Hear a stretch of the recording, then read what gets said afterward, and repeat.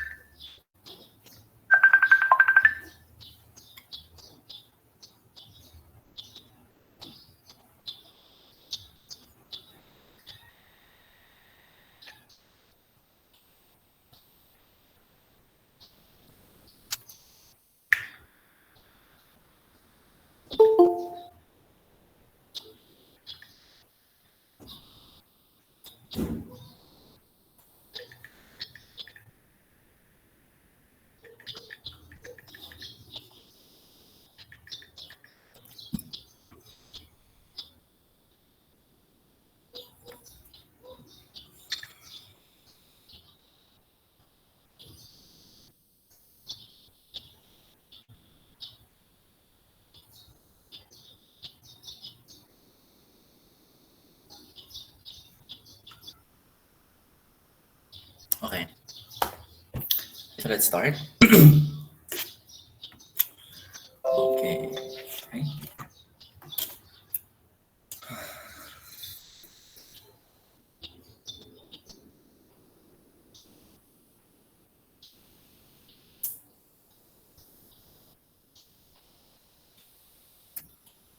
Okay.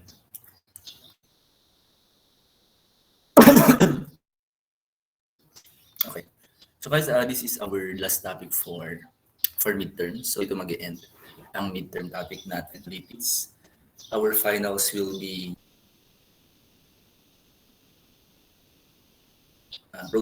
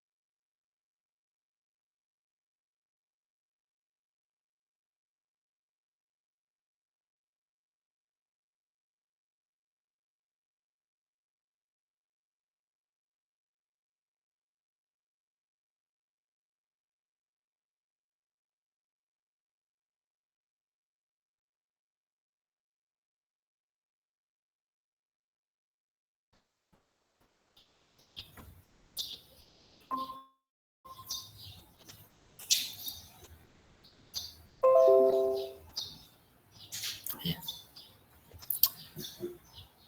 Okay. So, madali na lang siyang intindihin.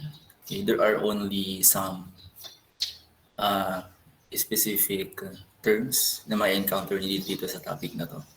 Pero so far, madali na lang siyang intindihin kasi katatapos lang ng biochem ninyo last sem. Okay? So, when we talk about lipids, these are substances that are insoluble in water and can be extracted from cells only by organic solvents. Okay. So when we say organic solvents, these are alcohols, chloroform, carbon tetrachloride, yun yung mga common na na-encounter na organic solvents sa laboratory. Okay? Tinatanong din yan sa NMAT.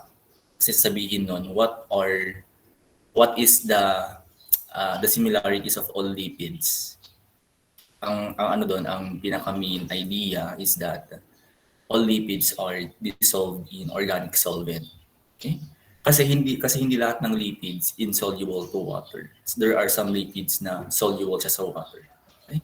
But yung pinaka main property kasi ng lipid is they are dissolved by organic solvents. Okay? So lipids include fats, steroids, and terpenes. Okay? So ito yung when we talk about lipids kasi hindi lang fat. Okay? Hindi lang yung energy reserve in our body. It is only used as a precursor for the synthesis of certain metabolites like steroids and hormones. Ayan. They function as hormone precursor, hormones, cell membrane structure and function, fuel, energy storage, aid in nerve conduction and digestion. Okay? These are few of the main functions of lipids in our system. Okay? It is used to assess risk for cardiovascular disease. Okay. Ito na yung pinaka main concern ng clinical chemistry about illness and condition, specifically mga physiological derangement, okay? Yung mga CVD, okay? So, in general, elevated levels of these analytes has a higher risk for cardiovascular disease. Okay? So, like arteriosclerosis, mga fat embolism, stroke, ayan. So madami. Mga hypercoagulation, specifically kapag mataas ang lipid content, ganyan. So those are only few. And you will not only encounter lipids in CC, you will also encounter lipids in hema as well. For example, kapag mataas ang cholesterol ng RBC, nag-iiba yung shape niya, nagiging oval, or nagiging sphere, ganyan. So later on na lang, ma-encounter niyo yun. Kung yung ratio ng cholesterol and I think triglyceride nagkakaiba or sphingomyelin, nag-iiba yung shape ng RBC. Okay? There are 3 phases of lipid physiology according to Hubbard. Okay? The digestive phase, absorptive phase, and the transport phase. Okay? So yung description nito nasa module naman. Basta yung pinaka summary when we talk about digestive phase, this include our digestion. So saan ba nagsimulang digestion? Kapag kinain yung food sa mouth. So sa mouth pa lang nagkakaroon na ng digestion by ano yung agent responsible for digestion in our mouth? Anyone? Sir? Yes. Lipids po ba? Yes. Enzymes? Yes. Okay. Not only lipase but amylase as well. So mga enzymatic digestion na yung nangyayari sa mouth. Okay? And absorptive phase naman, nangyayari yan sa small intestine. Okay? And the transport phase happen from the small intestine or the intestinal or from the intestine to lymphatic tissue to adipose tissue. So yung ganun yung transport phase. Okay? There are 4 major lipids in our system. Phospholipids, they are mainly encountered in cell membranes. Okay, fatty acids, they are the precursor, or they are the building blocks. The triglyceride, ito yung na tumataas after kumain, and cholesterol, they are mainly for hormone production and regulation of the development of cardiovascular diseases. Kaya nga kung narinig ninyo, kapag mataas ang cholesterol, delikado. Yeah, totoo yun. Okay? We will discuss them isa-isa. Okay. When we say with phospholipid, syempre alam niyo na yan. Okay, kahit pumipigil pa kayo kasi tapos niya ng biochem. Okay? It is composed of 2 fatty acid and 1 molecule of glycerol. Ayan. So yung kanyang head, that's the height. Ano nangyari?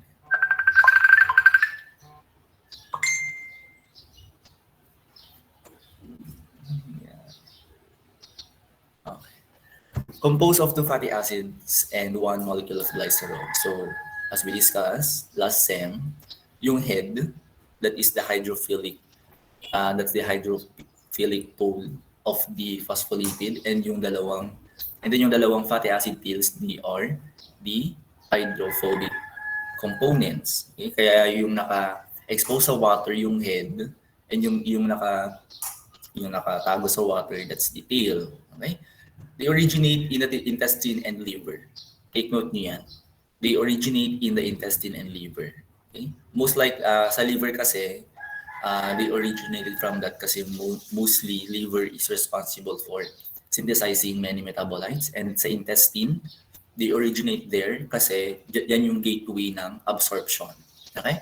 Found in the surface of lipid layers, they are major constituents of cell membranes and outer shell lipoprotein molecules. Ayan. So later, malalaman natin yung significance ng phospholipids sa transport ng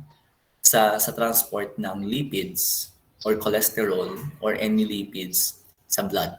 dahil sa phospholipid. Phospholipid, it serves as a transporter kasi. Kasi kapag yung cholesterol lang, magma-migrate ba siya sa ating blood, which sa matrix ng blood, hindi siya magma-migrate without a transporter, which is a phospholipid. Okay, so later na lang 'yan. Fatty acid, primary form of stored energy. Okay? Leave and enter the triglycerides from adipose tissue, derived from diet and from excess glucose that the liver and adipose converts to a storable energy. Okay, you can create fatty acid uh, from glucose, lipogenesis, through lipogenesis. Okay, kaya yung kapag kain ka ng kain tapos hindi mo na-burn yung energy na nakain, basically that the carbohydrate will turn into fatty acid and may transport sa adipose tissue, kaya nagkakaroon ng weight gain. Okay, so we have two classification of fatty acid, the unsterified and the esterified. Okay? When we say esterified fatty acid, they are constituent of triglyceride and triglyceride or phospholipid. Okay. Tinawag siya esterified kasi the bond, yung bonding, di ba ester bonds yung tawag.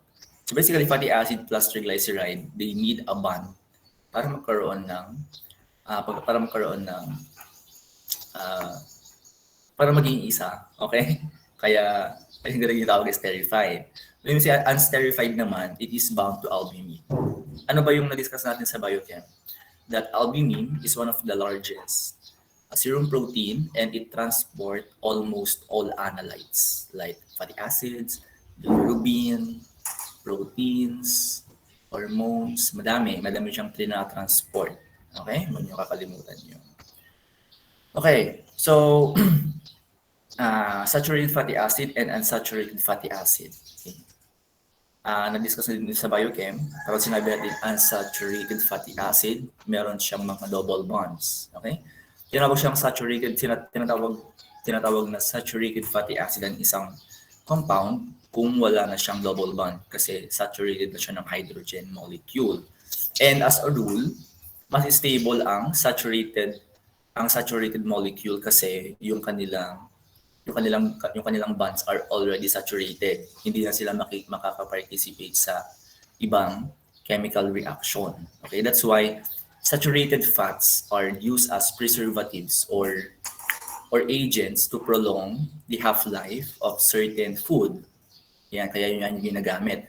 And take note that saturated fatty acid or saturated lipids, they harden quickly or mabilis silang mag-harden even at room temperature. Okay? Unlike for unsaturated fatty acid naman, hindi sila ganun katagal mag-harden like olive oil. Kung mapapansinin niyo kung mag-ref kayo ng olive oil, parang hindi siya namumuo. Try niyo lang. Okay? So, anong mas healthy dyan? Mas healthy ang unsaturated fatty acid. Okay? Yung saturated fatty acid kasi, it is a bad fat. Kaya man yung kakalimutan niyo.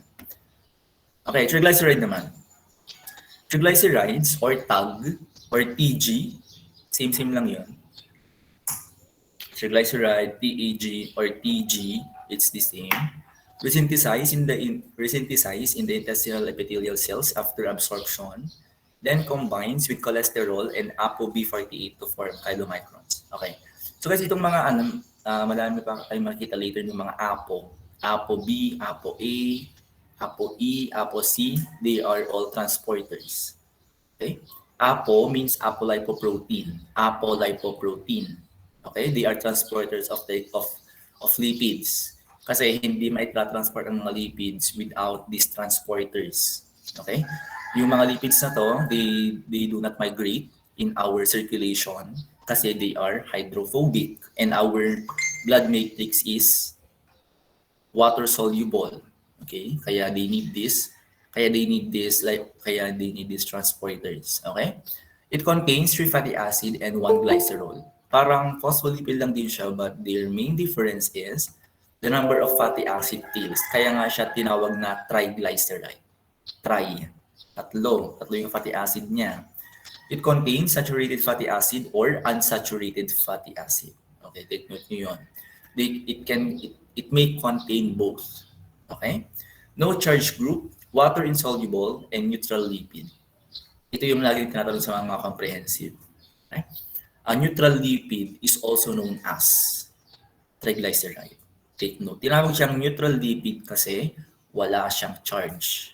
Okay? Huwag niyo kakalimutan yun. Neutral lipid, walang charge.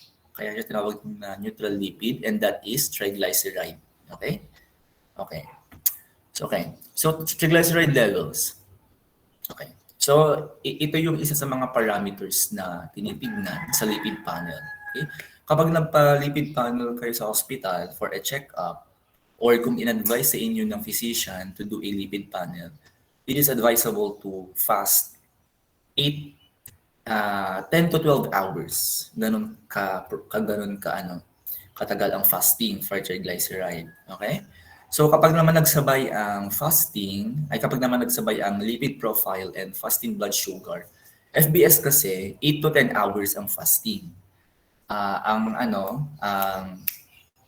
Ang lipids naman, ang lipid profile naman 10 to 12. So kung nagsabay ang FBS and lipid profile, most likely 10 hours yung fasting dapat, yung fasting period. Okay? Okay. Okay. Okay. Okay. Iniiwasan natin ang overfasting. Okay. If you're familiar with that. For example, like 10-13 hours lang hindi kumakain yung patient. Hindi na magiging accurate yung lipid profile niya kasi overfasting siya. Ang mangyayari doon, either sobrang baba or sobrang taas.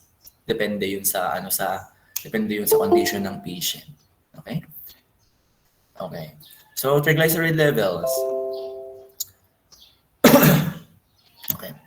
By the way, guys, kung mapapansin ninyo,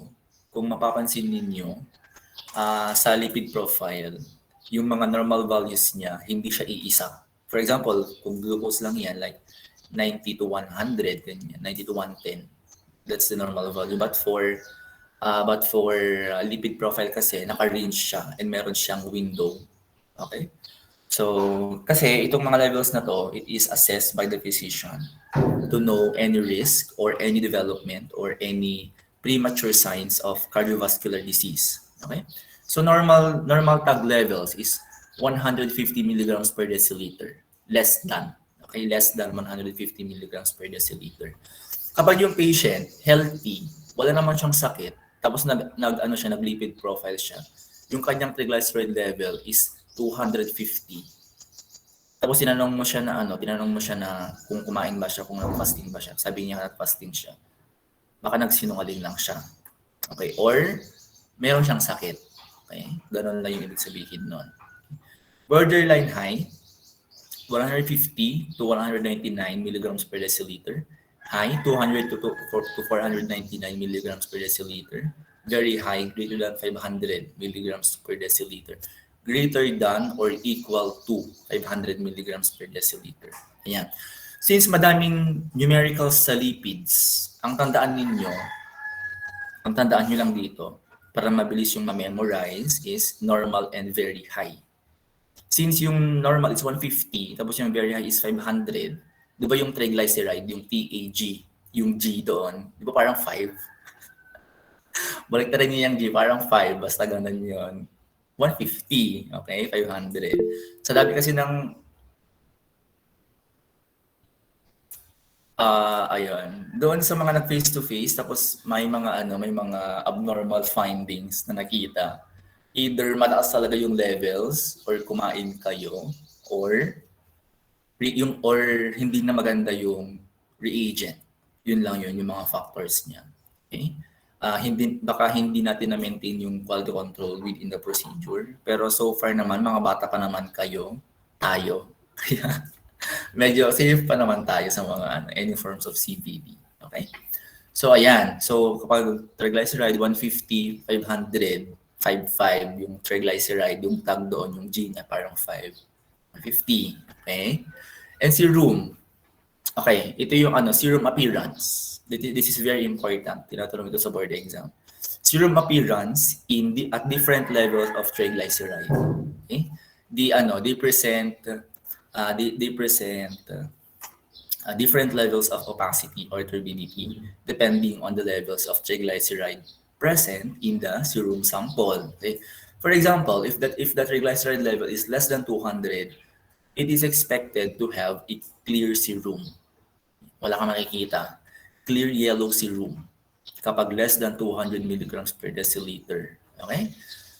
Turbid serum, 300 above. Lactescent serum, 400. Tinawag siyang lactescent serum para siyang milky. Parang lactescent, parang mapusyaw. Parang mapusyaw na pagatas na. Ganon. Pagatas pa lang yung itsura niya. Kapag kasi 600 na, that's the milky serum na. Parang gatas na yung kanyang consistency. Either sobrang taas talaga ng level ng triglyceride ng patient or meron siyang hypertriglyceridemia from a genetic disorder or familial disease. Okay? Meron ako na-encounter sa lab dati. Sobrang turbid ng kanyang serum at nagpipink na din. Meron siyang sakit, kaya ganun yung kanyang serum. Okay? Kahit nakastan siya sa room temperature, sometimes sobrang lapot, parang namumuo na siya. Ganun kalala. Kapag naging milky or opaque yung serum, tapos merong sakit yung patient. Okay? Okay. Sir? Cholesterol naman tayo. Yes?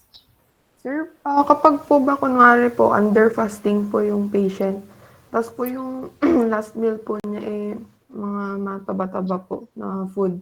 Tapos possible po ba na pag tinest po mataas talaga yung mamimeasure na tag levels? Yes. Yes. Pwede. Kasi kapag, for example, kumain ka 2 hours before collection, meron ng effect yun, 2 hours before collection. Kapag under fasting naman, for example, kinuhanan siya around 8 hours, under fasting pa din yun. Masyadong mataas pa din yung level niya. Kasi yung basal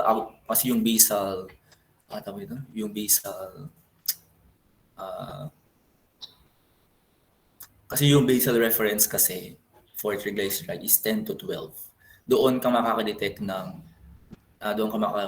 ng normal levels in a normal patient or in a normal serum. That's why it is encouraged to follow the fasting protocol at different laboratories and tertiary hospitals. Kaya dapat 10 to 12 palagi ang collection for lipid profile. Okay? Cholesterol. Majority exists in esterified form. Sabihin nun, kapag sinabing esterified yung cholesterol, they are homogeneous in nature, like lipids to lipids lang. Okay? Biochemical structure, cyclopentane per hydrophenanthrene. Memorize nyo na yan. Cyclopentane per hydrophenanthrene. Okay. Kasi lagi yung tinatanong sa comprehensive.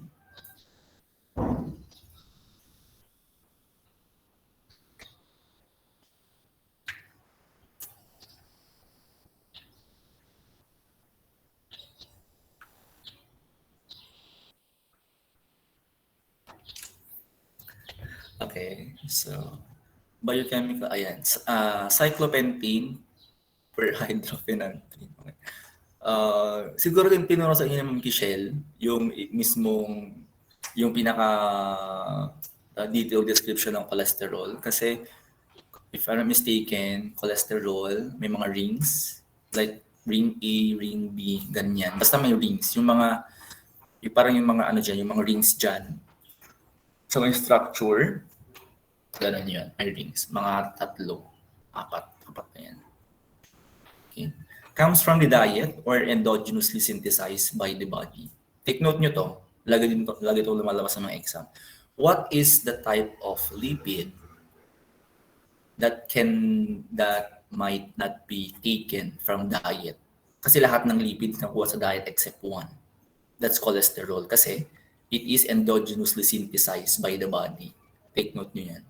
It is endogenously synthesized by the body. Ito lang yung lipid na mayroong ganitong property. Okay? But it also comes from the diet, obviously.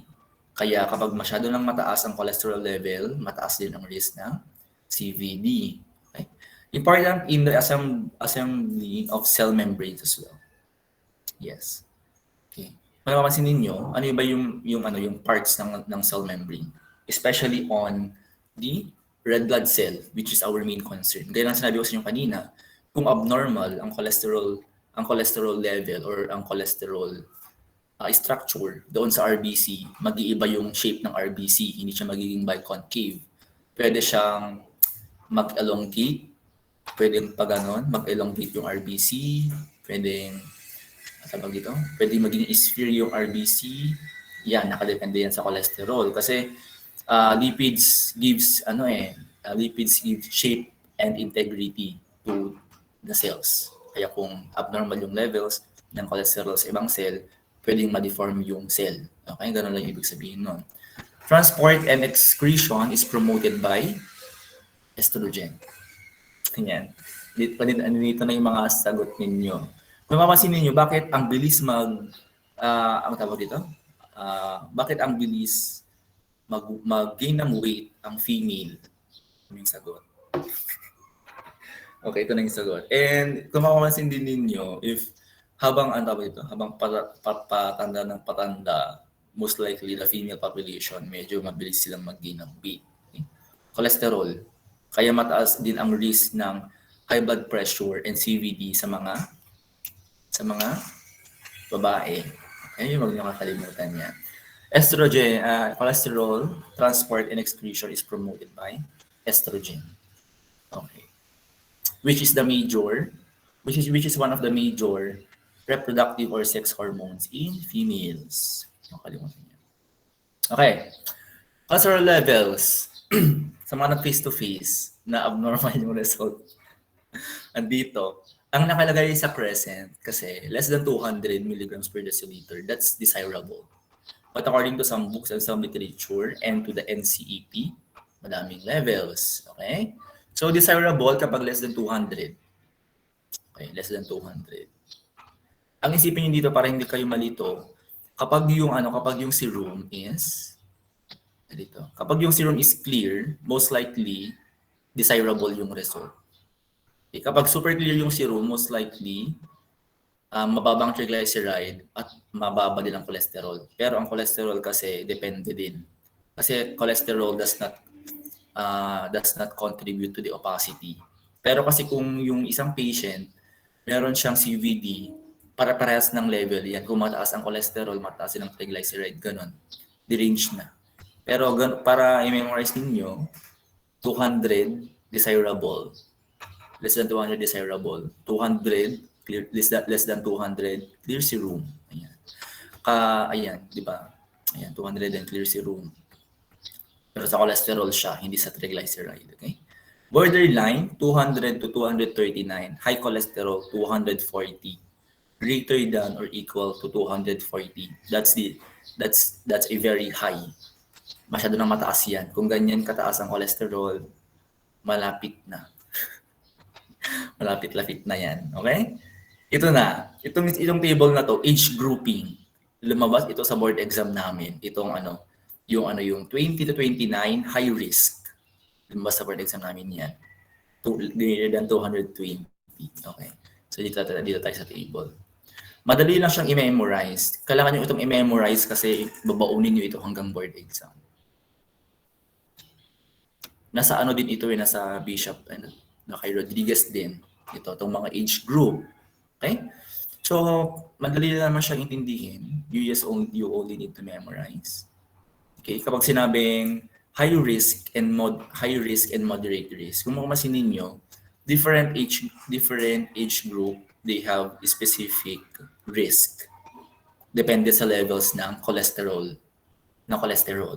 Okay? So, okay. So, 2 to 19, moderate risk, 170. High risk, 185. Okay. Take note nyo ha, greater than lahat yan.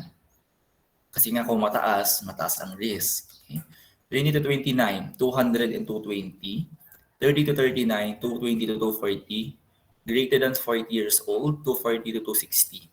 Madali lang siyang i-memorize, right? Like 2 to 19, 29, 39, 40. Ito, increments of 20.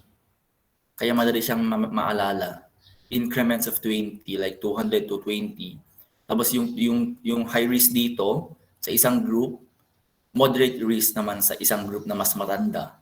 Okay, 220 to 240. Yung 240 dito nandito din kasi nga yung high risk ng lower age group, yun yung moderate risk ng higher age group. Okay? Ang naiba lang dito, yung dito sa una, sa 2 to 90, which is 15. 15 yung kanilang difference. Madali na lang siya. Madali na lang siya i-memorize. Diba? Okay? Ganyan yan. NCEP, Cholesterol Education Program, Guideline, Recommendation for Adults in terms of risk for CHD. Okay? Desirable, 200. Borderline moderate risk, 200 to 239. High risk, 240. Same lang, di ba? Parang yan. Parang sa cholesterol level. Kasi, minsan nakakalito kapag tatanungin sa question, borderline or moderate risk according to NCEP. So mapapatanong ka, NCEP yun. Pero yung nabasa mo na kay Bishop. So parang kung hindi ka familiar na same lang pala si NCEP at si Bishop, mamamali mo na kung hindi mo alam na parehas pala sila. Kaya nilagay ko na lang dito. Okay, coronary heart disease yung CHD for CHD, coronary heart disease. Okay, ito din naman. Cholesterol recommended levels of NCEP, adult treatment panel. Usually ginagamit ito ng mga physician. Ginagamit ito ng physician pero tinatanong naman sa exam ng mga medicine. Okay, recommendation levels by NCEP. Adult treatment panel. Okay. The total cholesterol must be less than 200. Siyempre normal yan. That's desirable. Okay. That's the total chole. LDL chole, less than 100 milligrams per deciliter dapat kababa para hindi mataas yung risk at sa management ng physician at nalalaman niyang effective yung treatment. Kaya nga nandito siya. Adult treatment panel. Okay? So if LDL cholesterol is 100 milligrams per deciliter with coronary heart disease or coronary heart disease risk equivalent. Ano yung mga equivalent ng CHD? Like coronary heart disease like myocardial infarction, stroke, mga embolism, ganyan. Sila din yan. Less than 130 milligrams per deciliter with 2 or more risk factors. Okay. Kung may mga risk factors ka, dapat ang achievable level is less than 130. Okay. Kung i-compare mo dito sa isa, mas stricto. Stricto ito kasi meron ng CHD. Pero ito, yung mga risk lang. Dapat ma-maintain mo yung 130. Okay?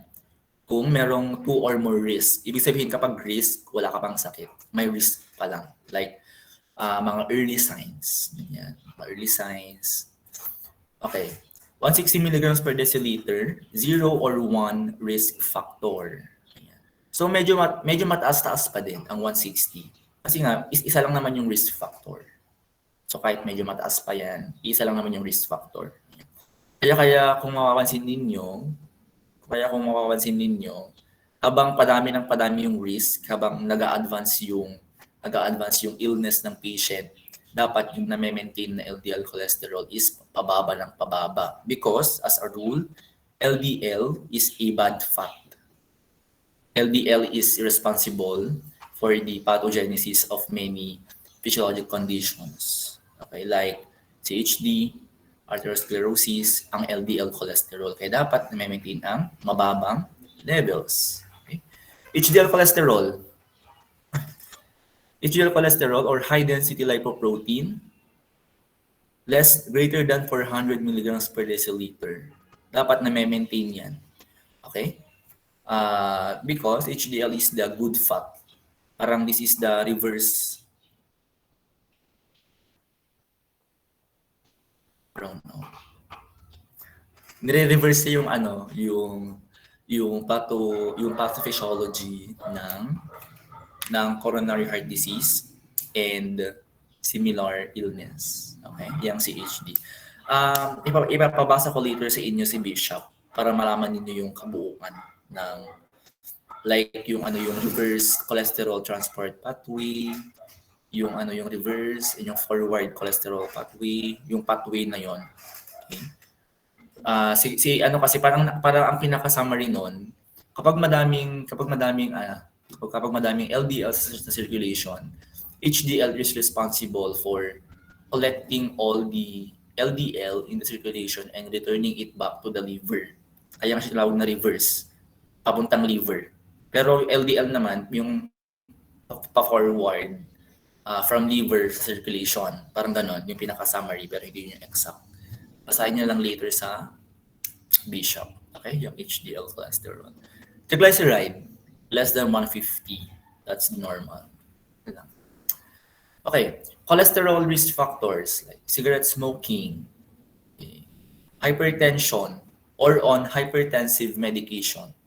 Okay, so yung mga hypertensive medications like, if I'm not mistaken yung mga odol drugs, may propanolol, mga ganon. Kasi yung mga odol na drugs yung ginagamit. Kaya kapag mayroong hypertension, mataas ang risk. Kasi nga, hypertension, it includes the cardiovascular system. So, since cholesterol is a risk, elevated cholesterol is a risk for the development of CHD. Siyempre, kapag hypertension, that's a risk factor. So basically, pag nagsama-sama yan, pwede kang ma-coma or ma-stroke, ganyan. HDL, kapag sobrang baba ng HDL mo, risk factor yun. Okay? Kasi nga, mababa ang good fat mo. So kapag sobrang baba niyan, risk factor yun. Kaya yung mga group na yung kanilang HDL is 10, ganun, 12 lang. Hindi ko alam kung ano nangyari sa inyo.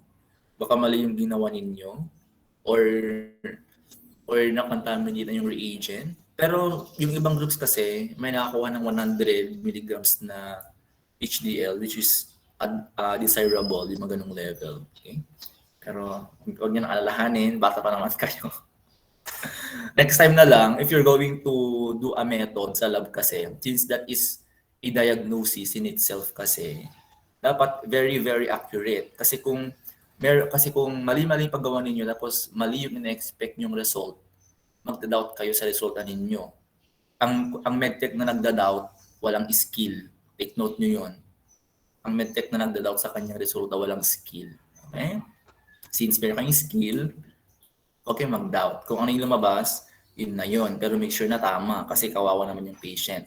Kawawa naman yung patient sa group ninyo. Kasi sasabihin yung mataas yung kanyang total chole, tapos mababa kanyang HDL. So, kawawa naman yung patient nyo pag-overthinking nyo pa. Okay? Okay. Family history of premature CHD. Age, men greater than or equal to 45 years. 55 years. I think this is female yata to. Hindi ko na ilagay. Female yata yan. Yung 55 years. Okay? Family history of premature CHD. Take note nyo yun. Premature CHD only. Basta tawag dito? Yung hindi develop na CHD. Basta meron lang episodes ng hypertension, ng heart attack. Risk pa din yun. Okay? Kaya before kasi sa check-up ng physician, it also assess the patient history. Kaya ganyan yun, yung mga risk factor. Lipoproteins. Spherical lipid and protein complex, liquid core, and an outer shell of phospholipids, protein, and free cholesterol. Take note nyo, liquid core. Okay? And yung core na yan, it houses lipids for transport. Okay? Transport lipids throughout the body, lipoproteins. Okay? Since proteins, they are zwitterion, diba? Okay? They are also soluble in water or they do not repel water. Kaya they are the most efficient analyte for transport. Okay? It is attached with an apoprotein. Ito yung kanyang protein component. Ang lipoprotein, meron siyang lipid. And yung apoprotein, that's the protein component. Okay? What are the functions of lipoproteins? They activate enzymes to aid in lipid metabolism. They maintain structural integrity of the lipoprotein molecule. Kung alam niyo yung micelle, yung pabilog na double layer ng phospholipid, parang gano'n yung itsura ng lipoprotein. It houses the lipids for transport. Okay? It enhance cellular uptake of lipoproteins. Okay, paano yan? Enhance cellular uptake of lipoproteins. So, upon fusion of the micelle or the lipoprotein into the cell, parang mag-join yung membrane ng lipoprotein sa membrane ng cell. So, parang yung pinocytosis or phagocytosis or yung movement ng molecule from the lipoprotein to the cell is smooth lang siya. Kasi nga magkakaroon ng fusion. Okay? Magkakaroon ng fusion. Okay, ganun yun.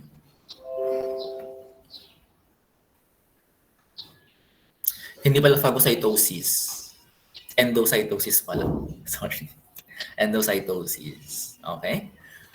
Lipoprotein metabolism. Andito pala. Okay? Lipid absorption, exogenous pathway or dietary pathway. Okay? So, nangyayari ito sa intestine also. Yung exogenous pathway.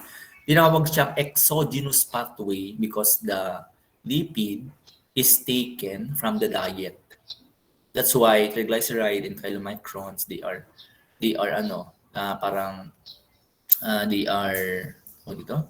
especially chylomicron, they are produced when recent food intake take place. Okay? Ganun yun. Exogenous pathway, nakuha siya outside upon sa food intake or dietary pathway. Endogenous pathway naman, dito si cholesterol. Diba? Sabi ko sa inyo kanina, it is produced endogenously. So, nag-i-start ang endogenous pathway sa liver. Okay? Ano na pa-produce? LDL or the very low density lipoprotein. Yung pathway na ito, paki-memorize memorize niyo yan. Para malaman niyo yung pinakabuong metabolism at yung buong physiology. Basahin niyo sa BSHAP. Okay? Kung i-discuss ko pa yon, wala na. Dahil pa tayo i-discuss. Okay? And the reverse cholesterol pathway, like sabi ko kanina, ano yung lipid na responsible for this? It's HDL. Kaya siya yung good cholesterol kasi it brings back lipids from circulation to the liver. Ayan. So ito lang din yung pathway. So sa liver, endogenous, VLDL, ito yung mga cholesterol, very low density lipoprotein. Okay? Andyan yan. Kapag naman madami ang HDL mo, that is responsible for the reverse transport. So from LDL, transport niya papuntang liver. Kapag naman dietary pathway, sa intestine, kumain ka, okay, absorption in the microvilli, tataas ang chylomicrons, tapos tataas ang triglyceride. Okay? Later, i-discuss ko yung relationship ng mga lipoprotein. Okay? So we have 4 major lipoproteins. We have 4 major lipoproteins: the HDL, the LDL, the VLDL, and chylomicrons. Okay? Chylomicrons or chylo. Yan. Okay. Baka wag na ganyan. Okay? So, okay. So, separation of ng lipoproteins. Okay. So same lang din. This is an electrophoresis or lipoprotein electrophoresis. So yung principle niya, same lang din sa principle ng protein electrophoresis. Okay? Protein electrophoresis or serum protein electrophoresis or SPE, meron din siyang mga fraction like the alpha fraction or the alpha band, the beta fraction, and the chylomicron or the origin. Yung origin ng SPE or serum protein electrophoresis, di ba dyan yung gamma? Ito yung gamma sa SPE, itong origin. Okay? Okay. Okay. So, relative mobility and composition of lipoprotein fraction in electrophoresis. Okay. Alpha fraction, HDL. High density lipoprotein. Tignan yung pole ha. Positive dito sa may origin.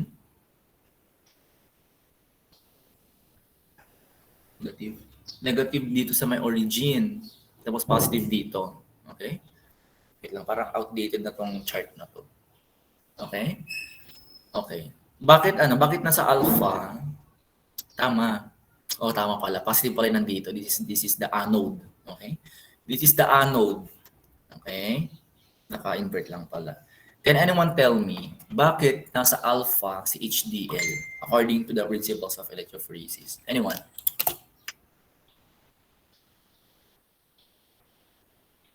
Anyone? Bakit nasa alpha si HDL according to the principles of electrophoresis? Based on charge, based on the property. Bakit kaya? Anyone? Anyone? Bakit? Bakit nasa alpha si HDL? Bakit wala nang sumasagot? Bakit may mga plus 5 na kayo? Ano guys? Any idea? Ako. Excuse me.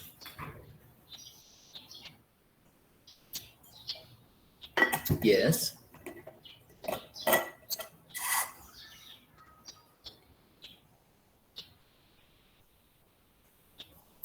Yes. Anyone?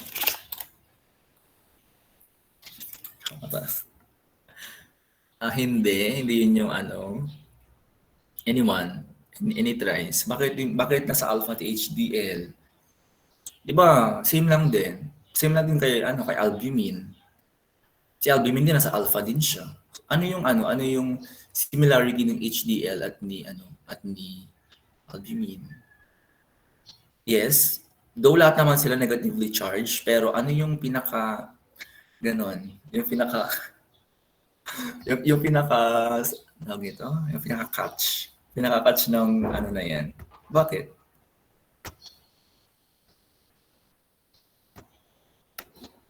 Hindi ko maklik. Anyone?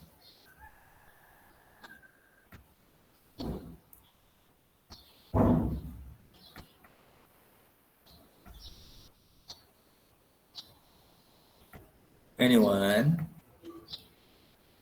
Wait lang, hindi ko mabasa sa chat. Sabihin niyo na lang. Bakit nasa alpha si HDL?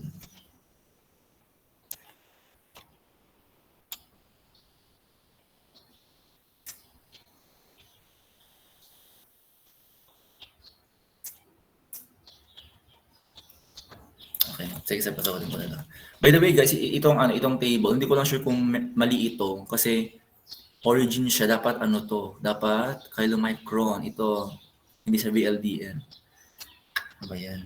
Tingnan ko later sa source. Chylomicron, ito hindi siya VLDL, okay? Ito. Okay. Ayun. Okay.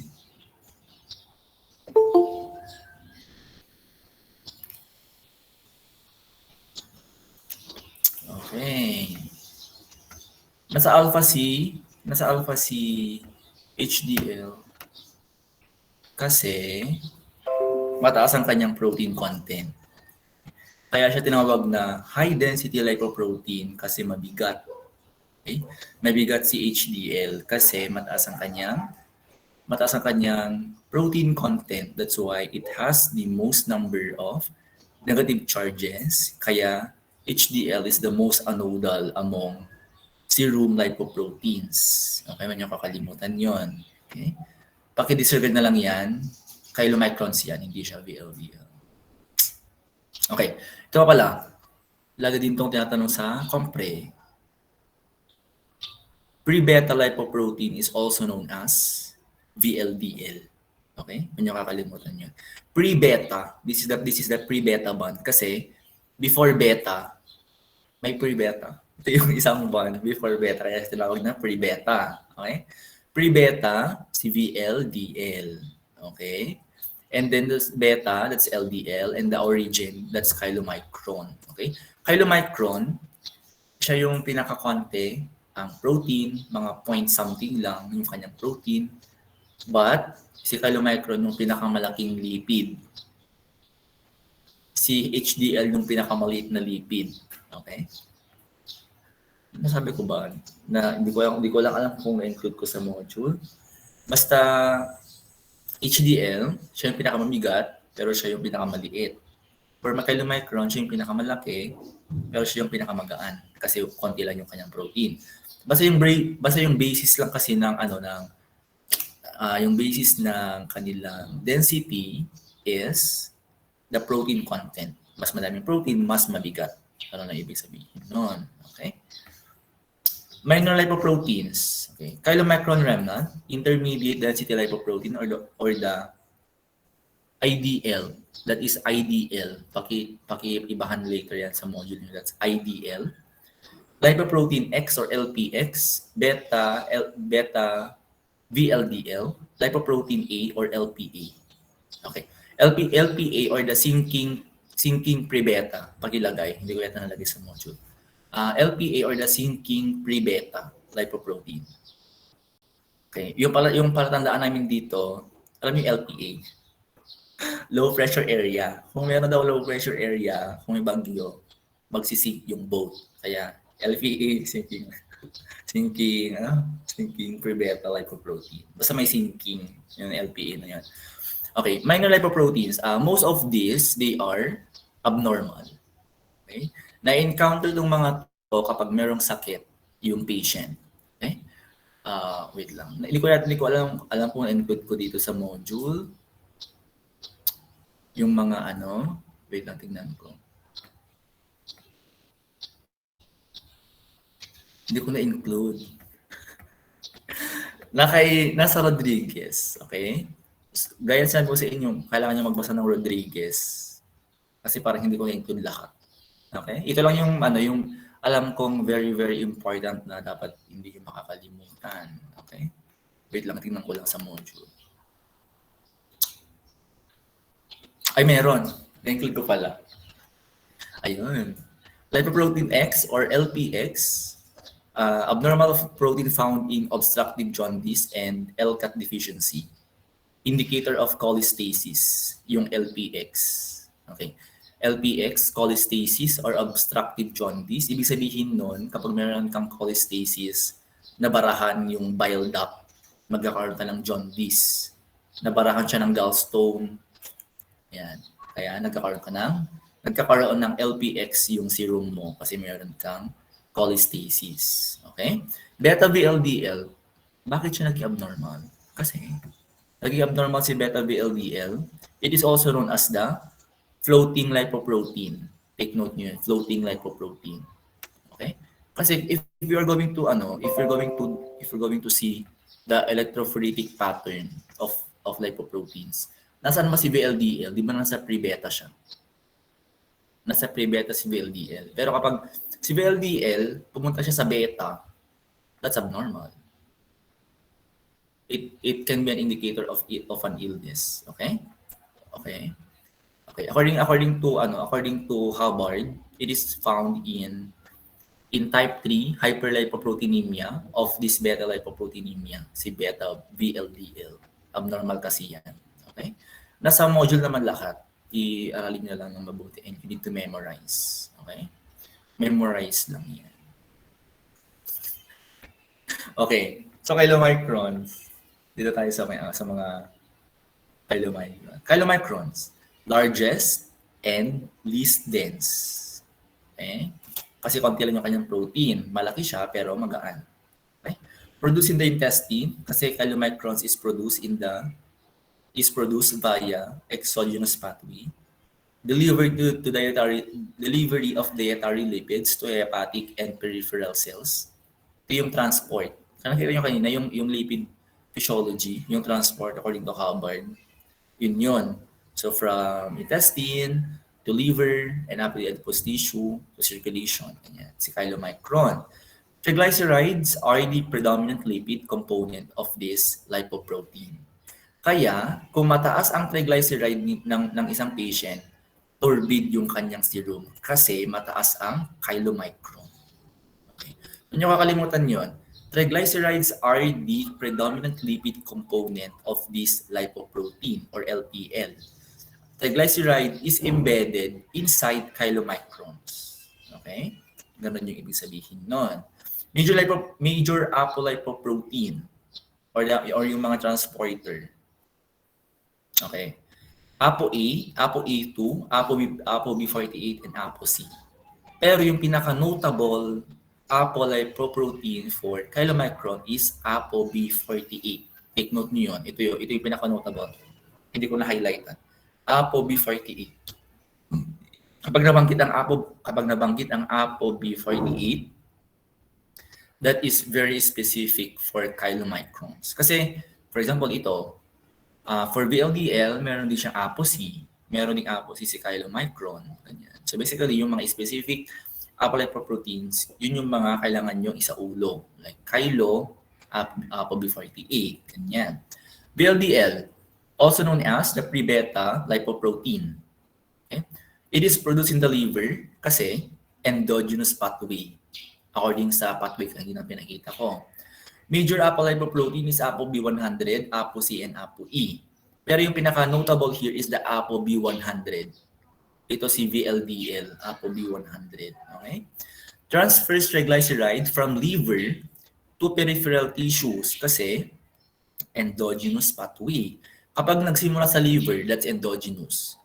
Pag nagsimula sa intestine, that's exogenous kasi dietary. Okay? Hindi naman siya ganoon kahirap i-memorize kung naintindihan ninyo. Okay? Transports endogenous triglyceride. Ito na yung main difference nila. Chylomicrons and VLDL both transport triglyceride but from different source. Si Chylo, yung kanyang source from food. Si VLDL, yung kanyang source from the liver. Since our liver is storage, it is a storage for many metabolites like proteins, lipids, hormones, enzymes. Yan nagagaling si triglyceride sa liver. Transported by VLDL. Okay? Ba't nyo kakalimutan yon? Okay? IDL contains equal amount of cholesterol, triglyceride, and phospholipid. IDL ba yun? Ayun, IDL. IDL or the intermediate density lipoprotein contains equal amounts of cholesterol, triglyceride, and phospholipid. Predominant apolipoprotein is ApoB100, ApoC, and ApoE. Okay, same lang sila ni VLDL ng apolipoprotein. Further catabolized to LDL with the aid of ApoE. Take note nyo to. Ito yung pinaka-striking statement kay IDL. It is further catabolized to LDL.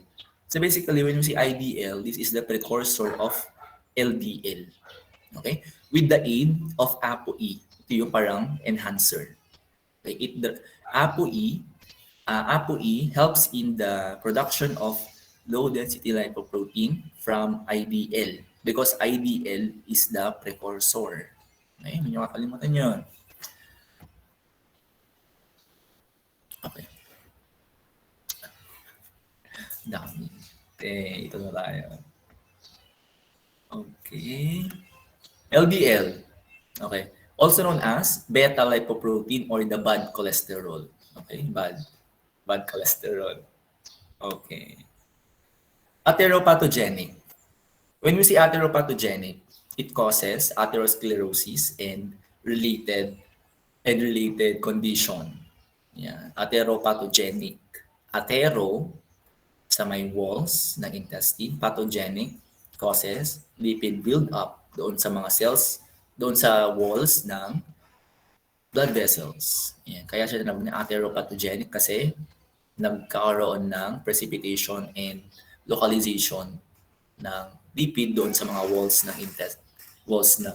ng ng walls ng blood vessels. Okay. Foam cells, hema.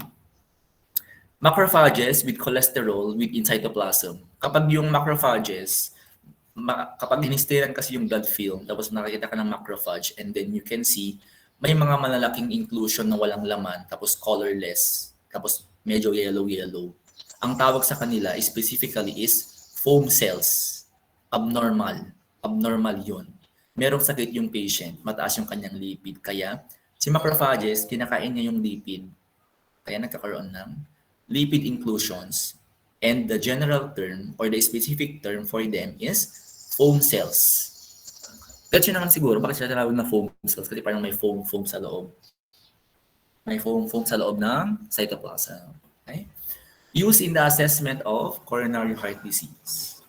Okay? Kaya siya bad cholesterol. It transports 60 to 70% plasma cholesterol. Okay? Major apolipoprotein, ApoB100.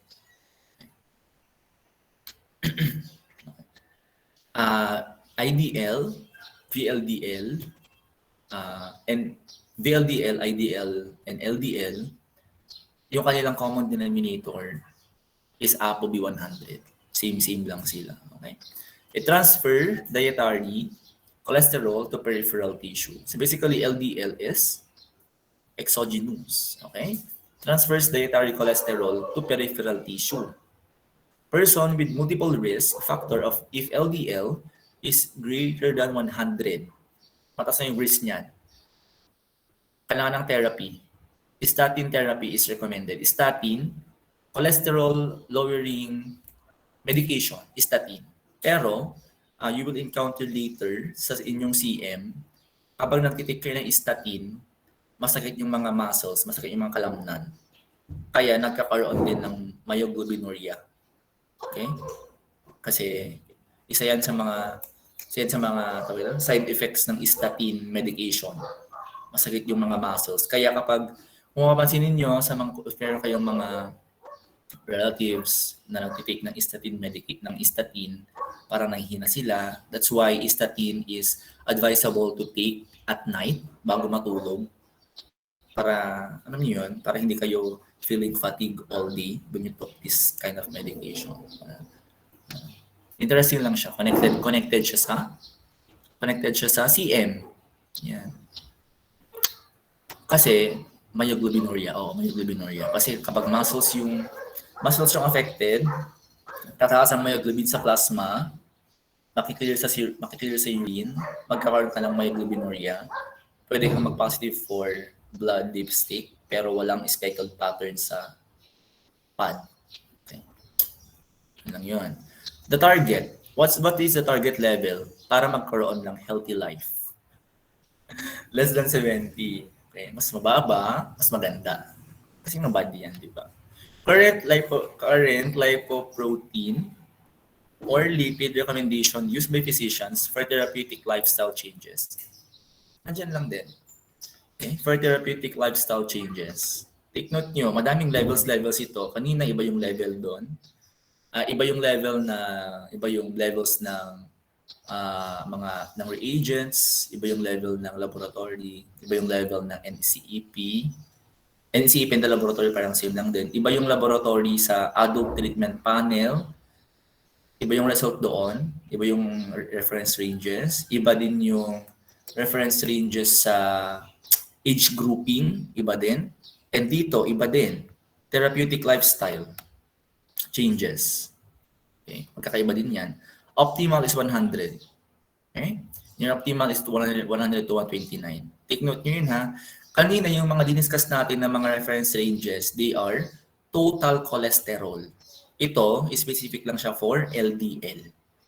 Okay? Sa dami ng reference ranges, sa dami ng brackets, baka magkanda hilo-hilo kayo. Which is nangyari sa akin nung nag-aaral ako. Okay? Basta ang isipin nyo na lang, kung yung lipid masyadong mababa, like 100, kapag nabanggit na less than 100 yung optimal, basically that's LPL. Kasi yun yung bad fat eh. Kapag nag-double, tapos less than the double amount of 100, that's basically the total cholesterol. Kasi kapag sinabing total, yung kabuuan. Kaya 200, less than 200, that's the desirable, di ba? Okay? So, ganun lang yun. Para hindi kayo masyadong mahilo-hilo kasi tinatanong ito sa board exam. Okay? HDL, aka alpha lipoprotein, kasi it migrates on the alpha band on the electrophoresis. It is produced in the liver and the intestine. Take note, produced in the liver and intestine. Pwede silang ma-acquire through diet. They can be acquired endogenously. Predominant lipoprotein is ApoA1, ApoA2, ApoC, and ApoE. Pero yung pinaka-common na nababanggit sa mga question or choices is ApoA1. ApoA siya kasi nasa alpha. Makakalimutan nyo, nasa alpha. ApoA1. Okay? It transfers cholesterol from peripheral cells back to the liver where it serves as a precursor for bile acids and VLDL composition. Saan ba nagagawang VLDL, di ba, sa liver? Okay? So, ito yung pinaka-major function ng HDL, the reverse cholesterol pathway. Kaya siya tinawag na healthy fat. Okay. Excuse me. Levels of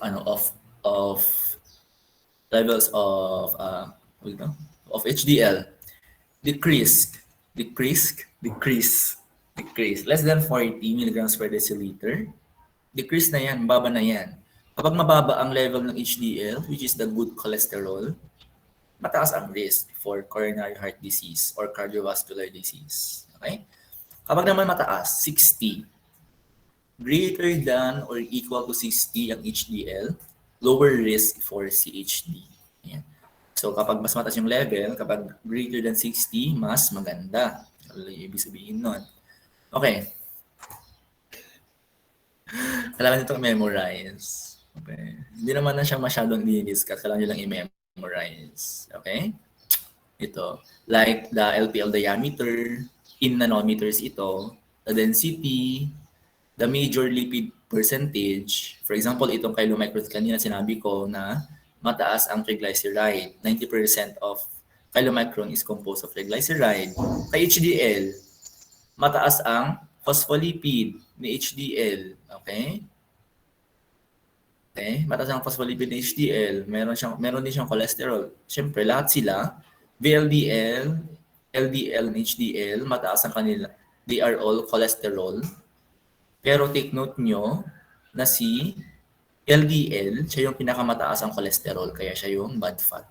50% of LDL is composed primarily of cholesterol, kaya siya yung bad fat. Okay? Protein content. Sa protein content, mas mataas ang protein, mas mabilis mag-migrate. Ayan, 45 to 55 si HDL.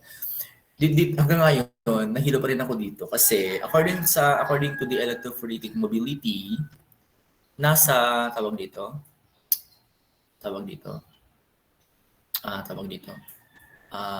dito na tayo sa electrophoretic mobility. Yan. Ay, tama lang pala. Mali lang pala yung pag-ayos ko dito. Dito sa electrophoretic mobility, take note nyo lang mabuti ha, na yung pre-beta, it happens before beta. Okay? Kaya si pre-beta dapat before the beta. Kaya siya ng pre-beta, okay? Huwag kayong malilito doon kasi nagkandalito ako dati kung saan ko ba ilolocate si pre-beta, sa may tabi ba ng HDL or sa may likod ng LDL. Kasi isipin nyo doon, nasa mas mabilis mag-migrate si LDL. Yun na lang yung isipin niyo kasi mas marami siyang protein. Okay. So tignan nyo naman, almost 50% of HDL is composed primarily of protein. Kaya siya mabigat, kaya siya mabilis mag-migrate. Kasi tignan niyo yung kanyang density, 1 gram per ml yung kanyang density. So parang yung kanyang density, it's close to water. Okay? Ganun siya kagaan. Okay? Okay. So yun lang. Major protein, yung mga apoprotein, yung kanilang major protein, apolipoprotein. Yes. Ganyan sinabi ko kanina. VLDL and LDL, para silang B100. For chylomicron, APO B48, and for HDL, APO A1. I-memorize nyo ito.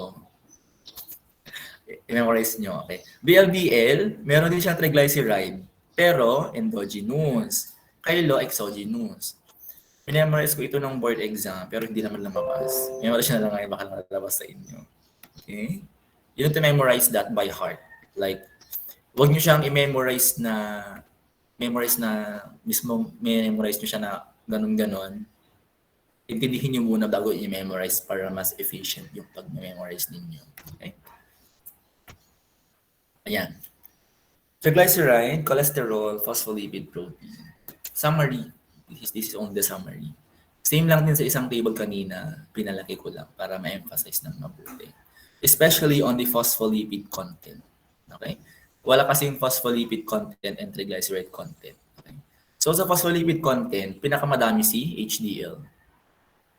Okay? Mataas ang kanyang phospholipid content, kaya mabilis din siyang mag-migrate sa circulation. Next, si LDL. Parang ascending order. Yung ayos ng electrophoretic pattern, ganon din yung ayos ng phospholipid, ganon din yung ayos ng protein, ganon din yung ayos ng protein and phospholipid lang pala. Ito lang yung ascending order, itong dalawa. Cholesterol kasi, hindi ascending yung order niya kasi pinakamalaki si LDL. Per ton, pinakamalaki si chylomicron kasi endogenous siya. Okay? Huwag niyo kakalimutan. NCEP guidelines for analytical performance of lipid and lipoprotein measurement. Okay. So these are the analytical performance of all lipid profile reagents in the Philippines. Okay. So total error, para ma-accept, para acceptable yung run, ito yung mga kailangan tandaan.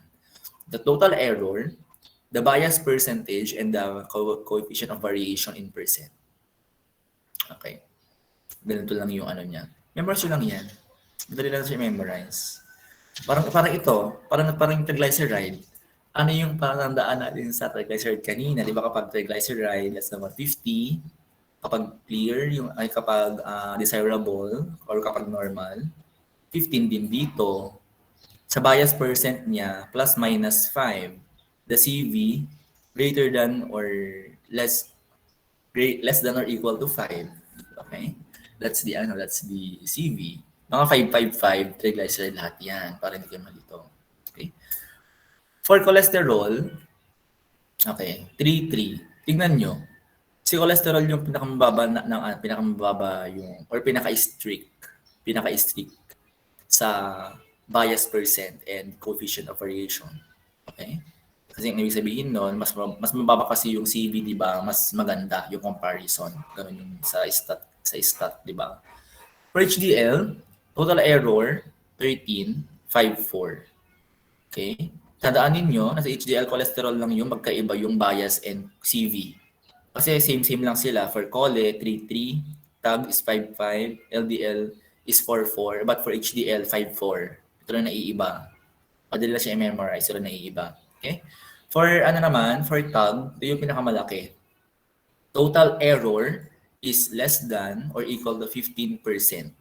Kasi, acceptable naman yung ganyang margin ng error kasi, tawag dito, yung digestion, affected yan sa testing. Yung digestion, yung status ng patient, anong oras siya kumain, yung 10 to 12% affected siya doon. Ay 10 to 12 hour fasting. Doon affected din siya doon. Underfast ba siya, nag-overfast ba siya? So basically kung ganun ko yung yung condition, mas mataas yung total percent error na acceptable. Less than 15. Okay lang 'yon. Pero for cholesterol, mababa, 8.9. Okay? Memorize nyo yan. Lalabas yan sa okay. Frederickson classification of hyperlipidemia. This is very interesting kasi tawag dito, mahahasa yung yung critical thinking and yung inyong understanding about lipid physiology. Okay? So, Frederickson classification. Okay, so we have different types. Type 1, Type 2, type 3, 4, and 5. But take note, type 2, dalawa yung kanyang self-classification. Okay? Okay. Chylomicron, familial lipase deficiency. Tataas ang chylomicron. What's the serum appearance? Creamy on top layer. Diba? Chylomicron is composed primarily of triglyceride.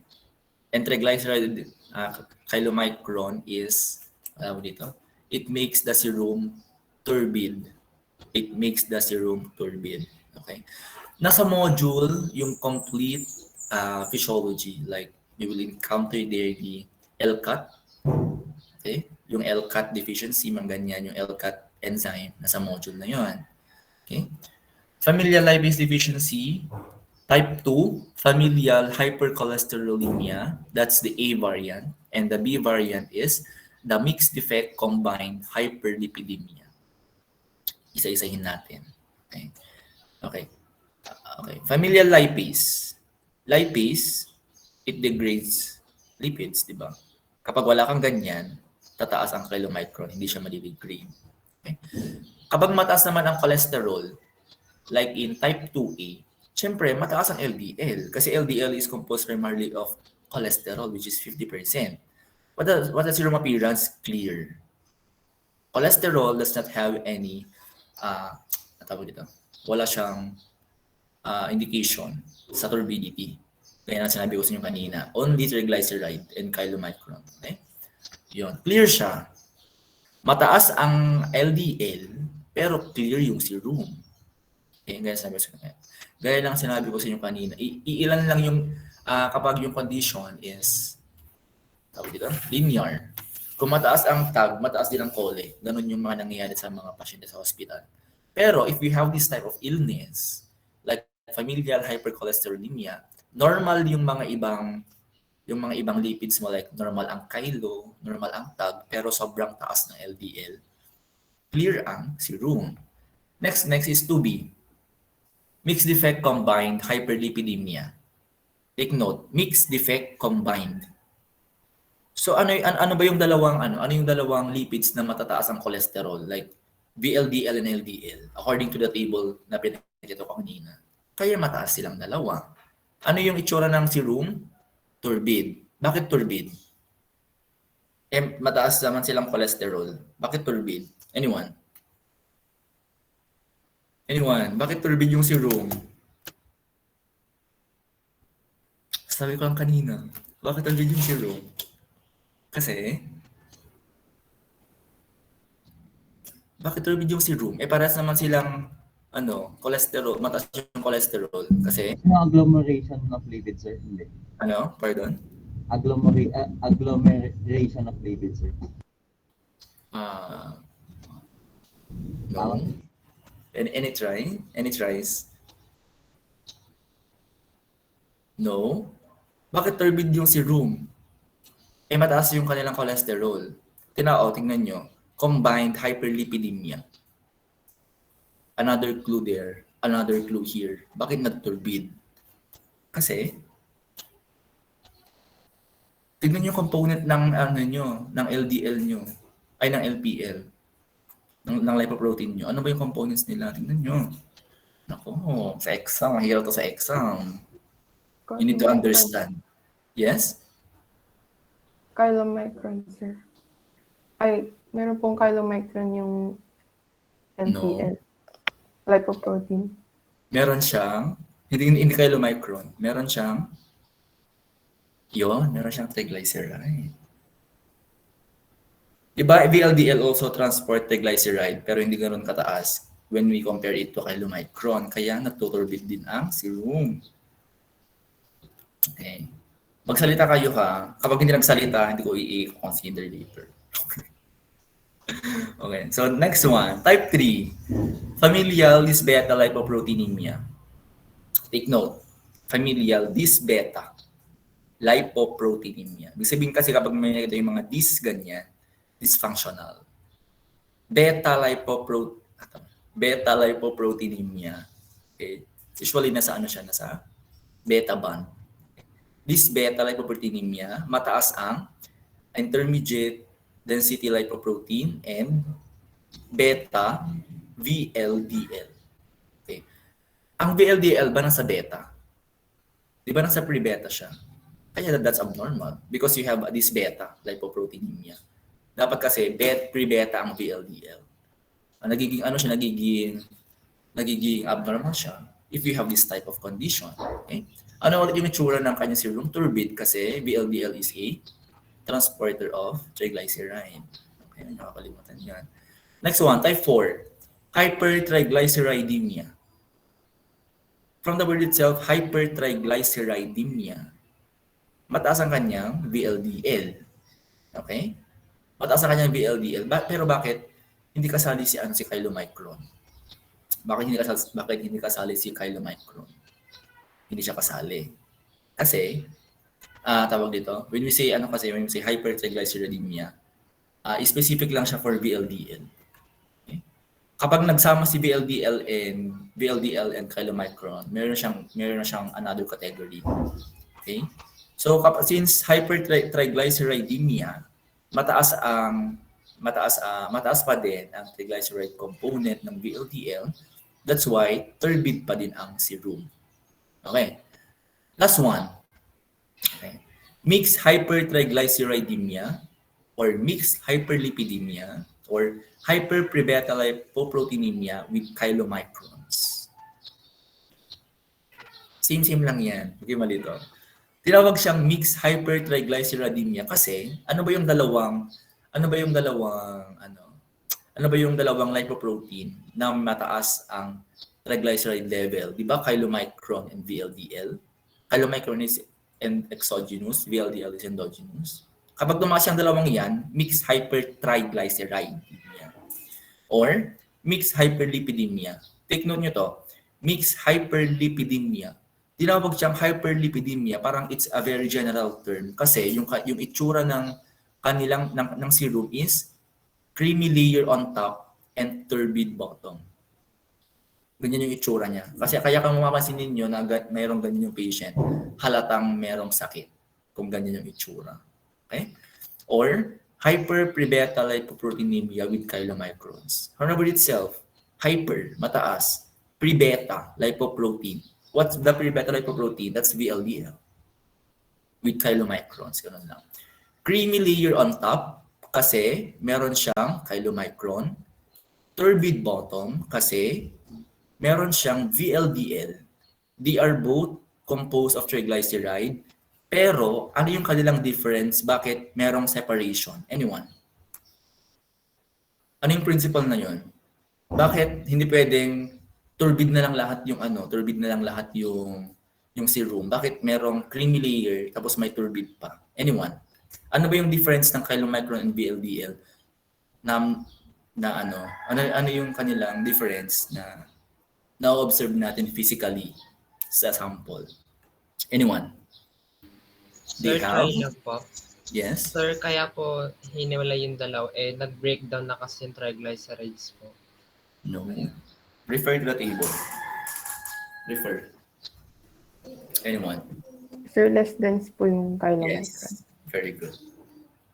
Okay. Okay, very good. Kasi, my chylomicron is magaan. Kaya siya lumulutang. Okay? Nagiging turbid yung bottom or yung lower matrix ng serum kasi meron siyang VLDL, which is medyo mas mabigat ng konti compared kay chylomicron. Yeah.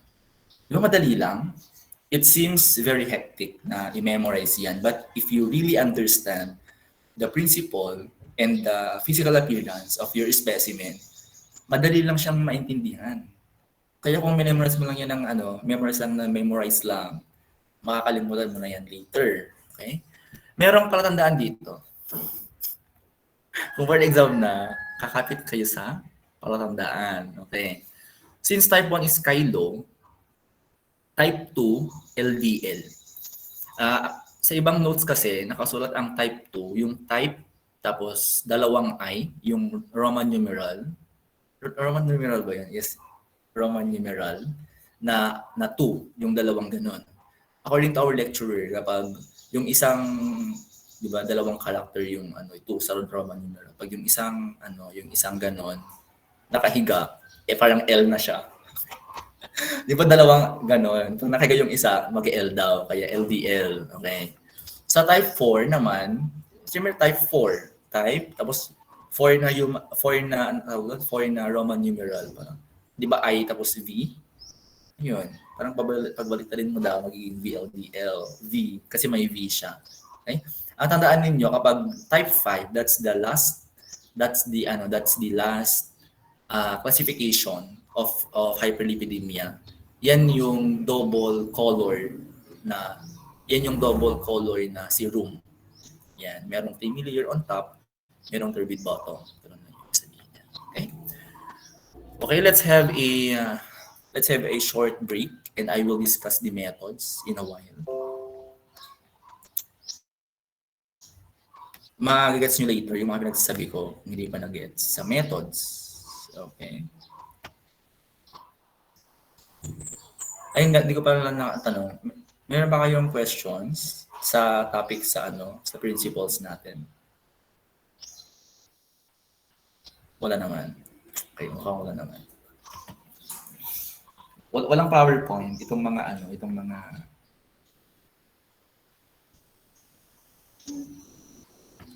nagagets naman yung mga pinagsasabi ko dito.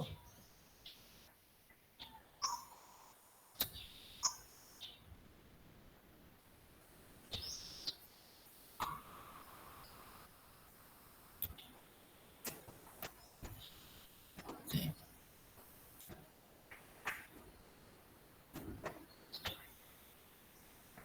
Short break lang.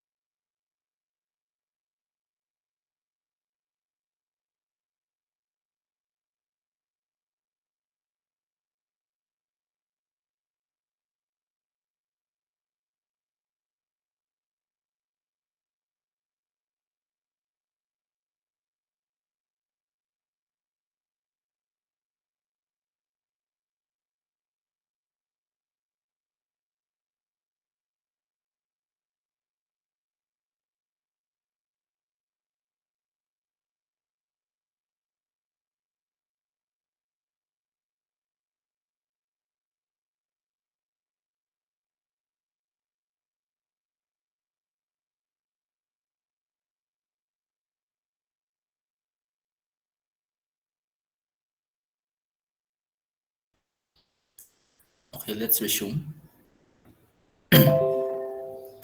Okay.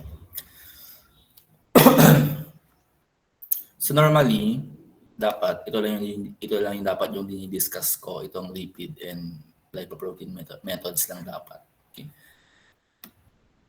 Pero nahuli daw yung lecture sa analytes, kaya dinidiscuss ko lang yun kasi kasama siya sa exam. Okay.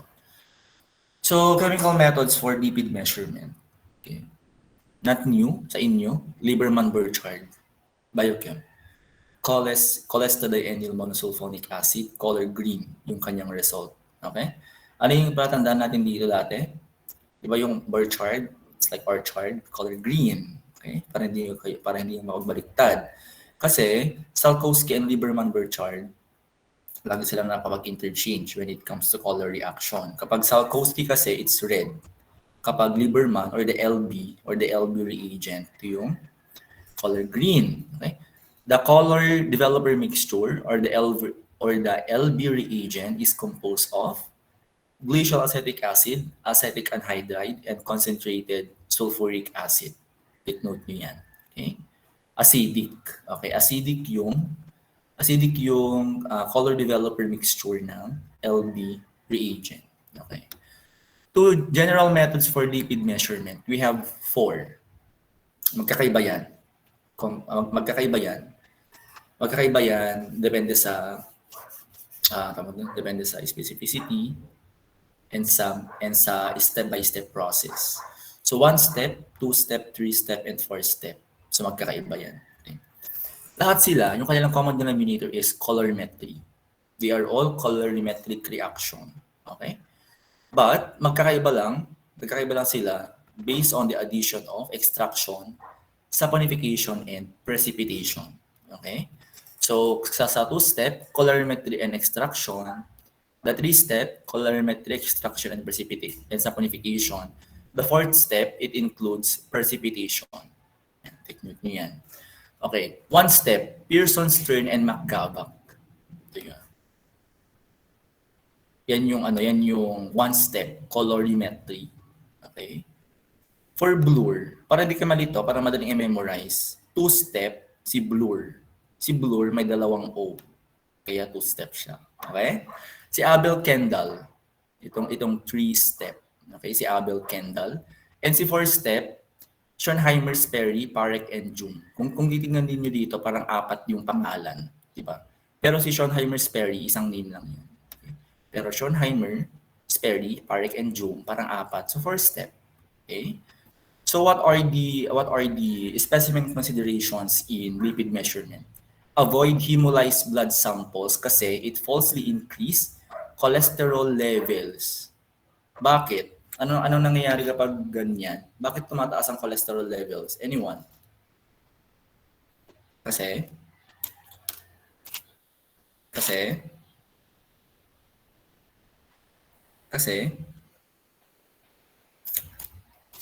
guys, bakit tumataas? Sabi ko kanina. Bakit tumataas?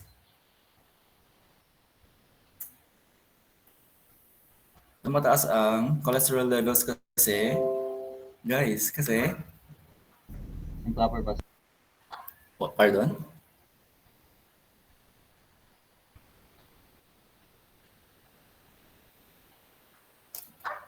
Wala? Sige ako. Falsely increases cholesterol levels kasi cholesterol is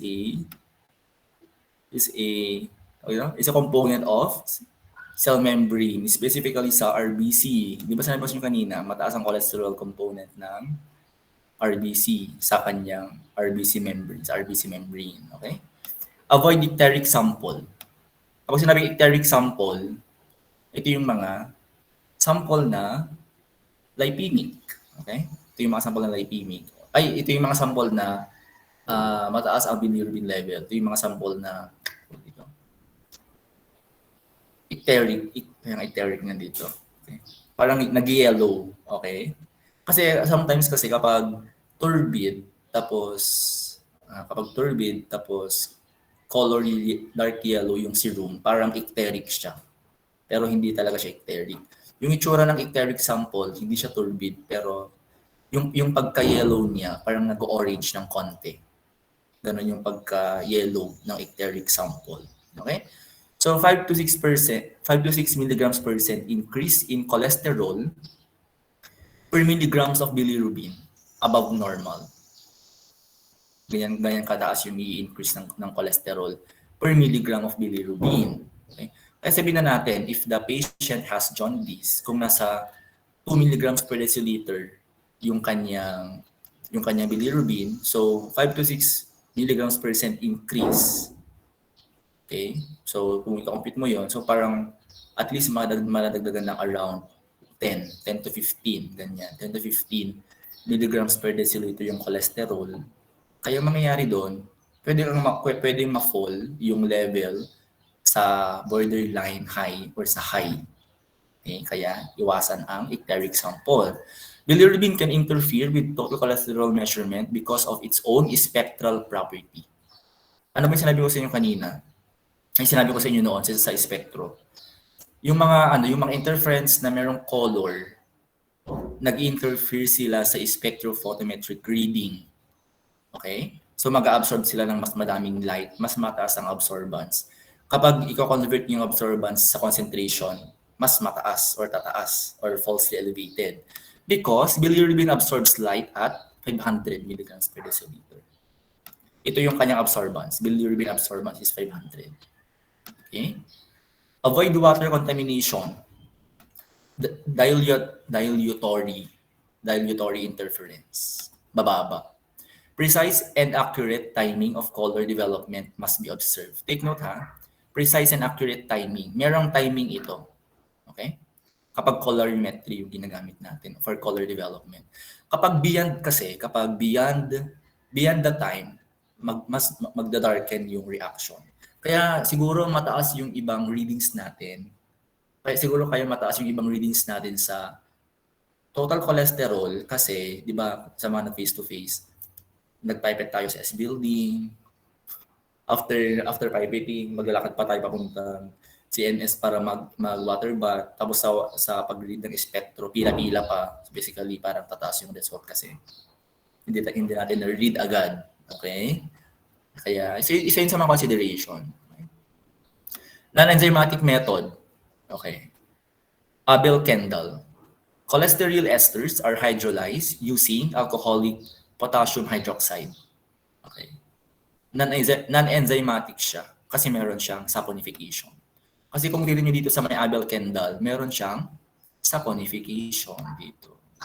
That's Abel-Kendall. Okay? Unesterified cholesterol is extracted with hexane.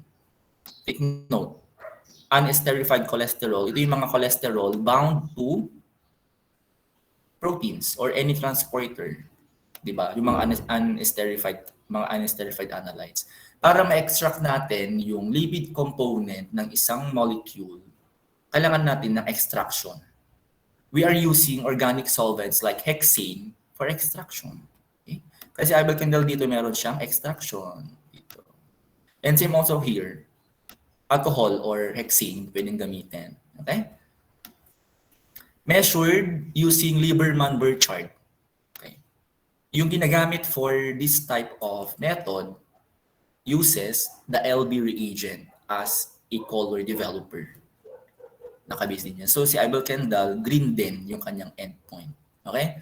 So cholesterol plus sulfuric acid plus acetic anhydride, these two reactants are present in the LB reagent can produce a green solution. Okay. Mas maganda gamitin ito, mas precise compared sa colorimetry alone. Because colorimetry alone, hindi mo ma-separate yung cholesterol component from other component. Kung naka-attach si cholesterol sa albumin or sa protein, kapag hindi yun na-extract, pwedeng mababa or pwedeng mataas yung reading. Okay? Next naman, enzymatic method. Currently, the most common method of quantifying the cholesterol oxidase reaction is to measure the amount of hydrogen peroxide produced. Amount of hydrogen peroxide produced using cholesterol oxidase. Ito yung enzyme na ginagamit. Okay? Oxidase. Okay, oxidase yan. Kaya it produces effervescence. Elevated vitamin C causes falsely low total choline levels. As always, ang number one na kalaban sa mga measurement for CM, for CC, is vitamin C, di ba? Kapag enzymatic tapos mayroong vitamin C, wala, bababa yan. Bababa ang reading. Kasi vitamin C interferes with the reaction. Okay? Because vitamin C is an oxidizing agent. It's a reducing agent, sorry. It's a reducing agent.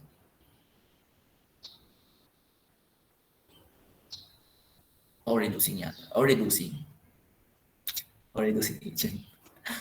Nakalimutan ko yung reducing yata. Okay. Hemoglobin and bilirubin are interfering substances. Same on the reason doon sa kanina. They are both colored interference. Hemoglobin, usually color red. Mataas, pwedeng tumaas yung level kung meron hemoglobin, kung hemolyze. Kung icteric din, same lang din sa spectrometric reading. Hemoglobin has a pseudoperoxidase activity and that can consume the hydrogen peroxide produced in the reaction. Okay. Aside from the hemolysis interference, kapag may hemolyze yung sample, diba mag-iba yung color ng serum, pwedeng magiging darker yung intensity ng color.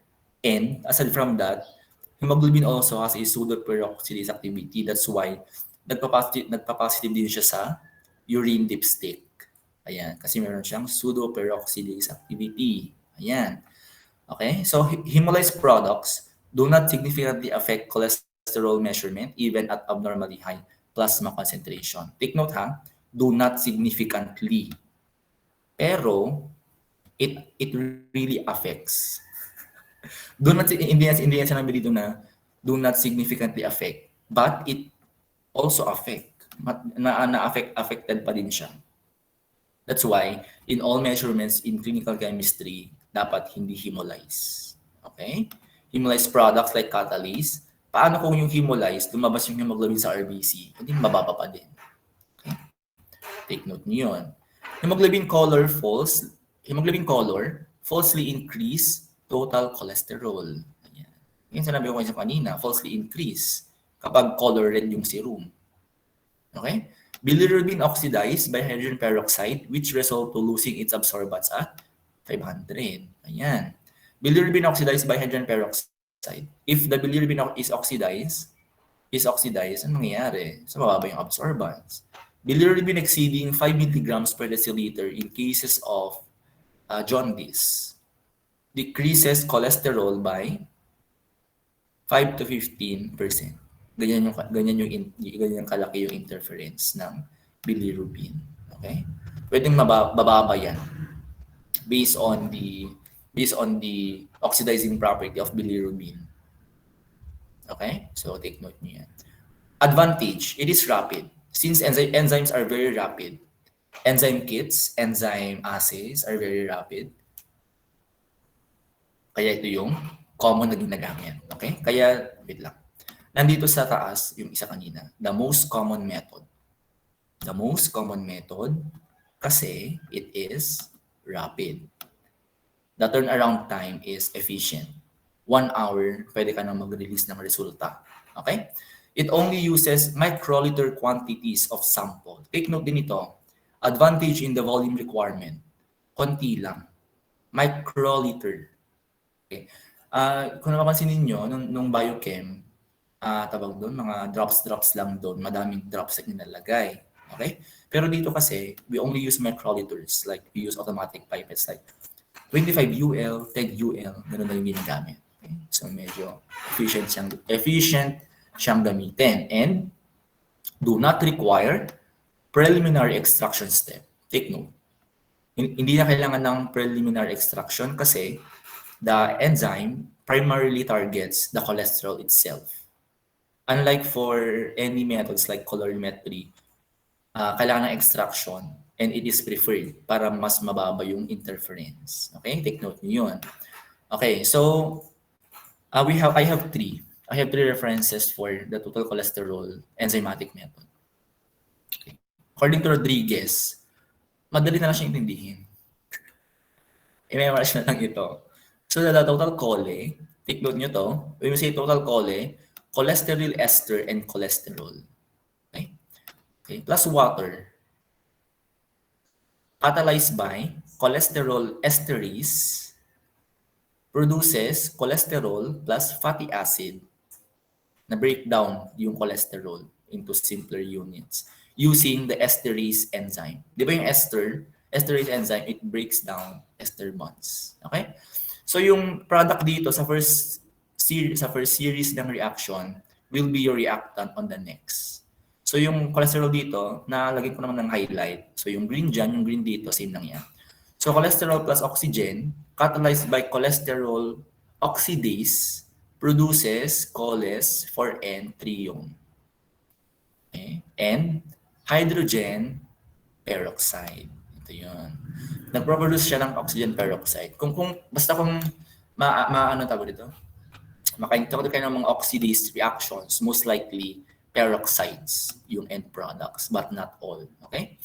The hydrogen peroxide here, the produced H2O2 here will be now used as a reactant on the third step of the enzymatic method, okay, which is the peroxidase method. Okay, so the H2O2 plus phenol plus 4-amino antipyrine catalyzed by peroxidase produces a quinonimine dye. Ito na yung makikita. Quinonimine dye. Ito yung end product. Okay. So the peroxidase here will break down the hydrogen peroxide here with the aid of the dye here or the dye metabolites. It will produce a color. Okay, take note niyo 'yon. According to CDC naman, hydrogen peroxide, ito na yung na-produce ha. Ito na yung na-produce. Yung H2O2 dito, ito din yung H2O2 dito. That is the oxidizes colored product plus 4-aminophenazone. Technique yung mga ginagamit na reactants, magkakaiba sila.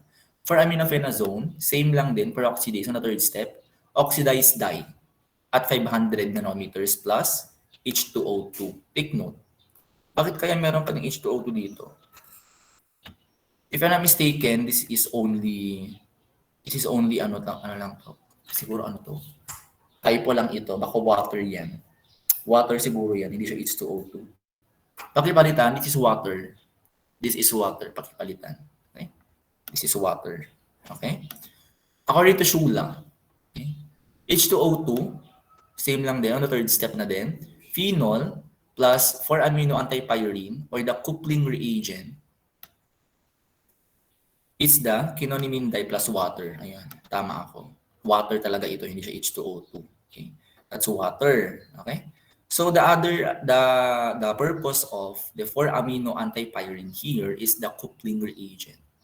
Okay? Coupling reagent yan. Take note nyo. The most common method is the enzymatic endpoint. When we say enzymatic endpoint, it uses enzyme and at a specific time frame, magkakaroon ka ng color reaction or a reaction. Kaya siya tinawag na endpoint. Kasi we have two types of reaction, the endpoint reaction and the kinetic reaction. When we say endpoint, one time lang yun. Like after 15 minutes, may resulta ka na.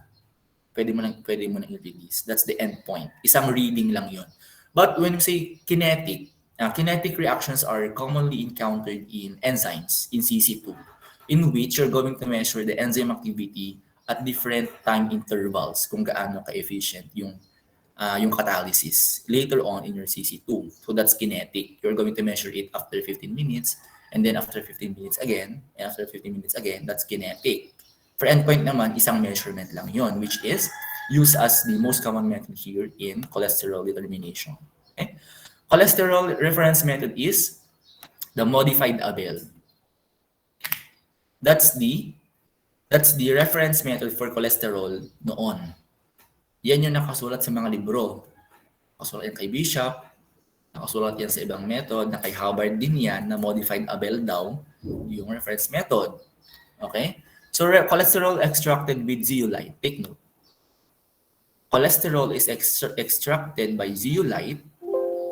Wait lang, charge lang ako. Wait lang.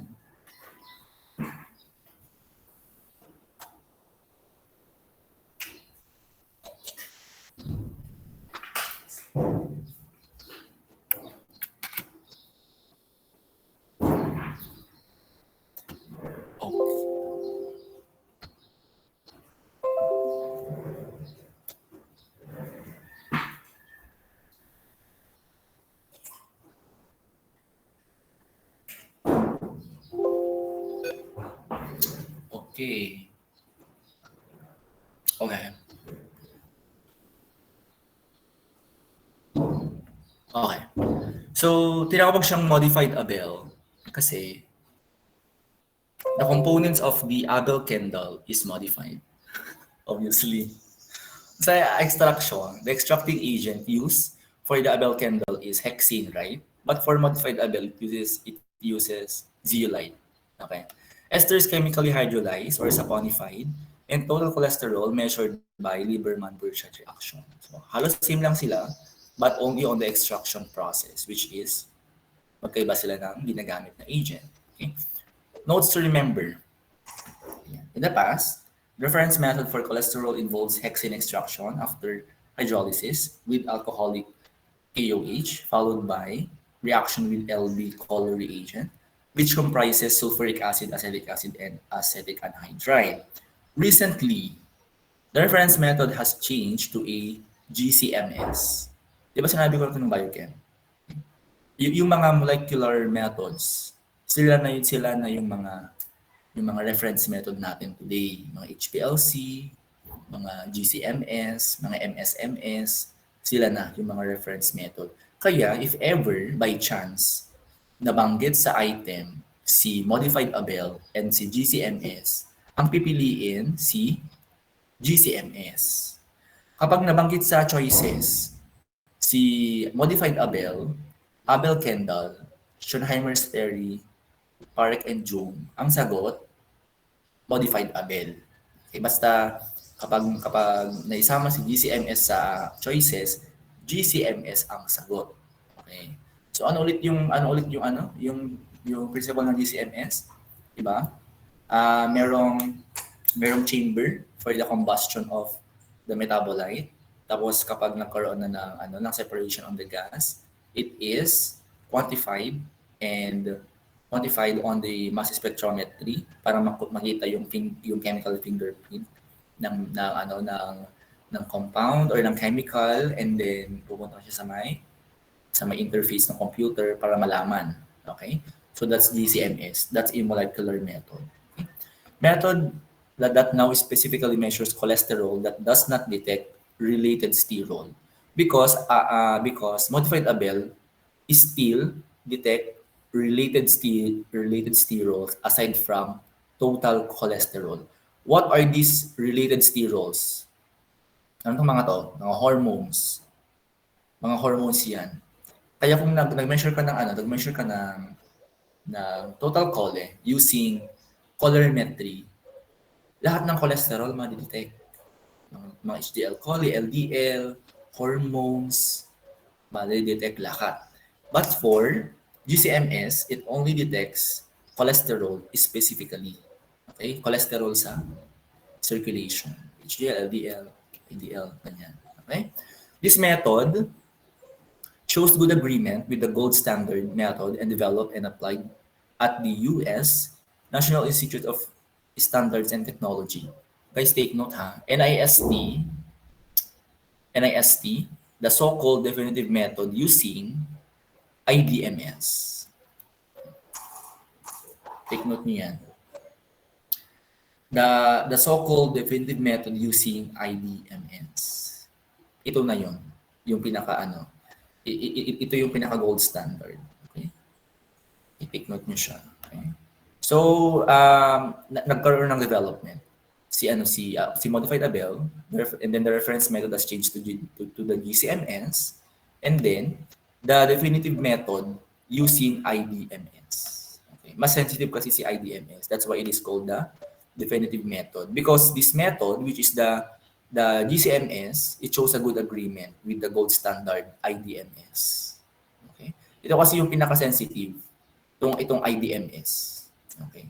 That's why napili ng CLSI ang GCMS as the reference method for cholesterol kasi maganda yung comparison, and it has a good agreement with the IDMS. Okay. Kung tatanungin sa inyo, what's the reference method? GCMS. Okay. Take note niyo yun.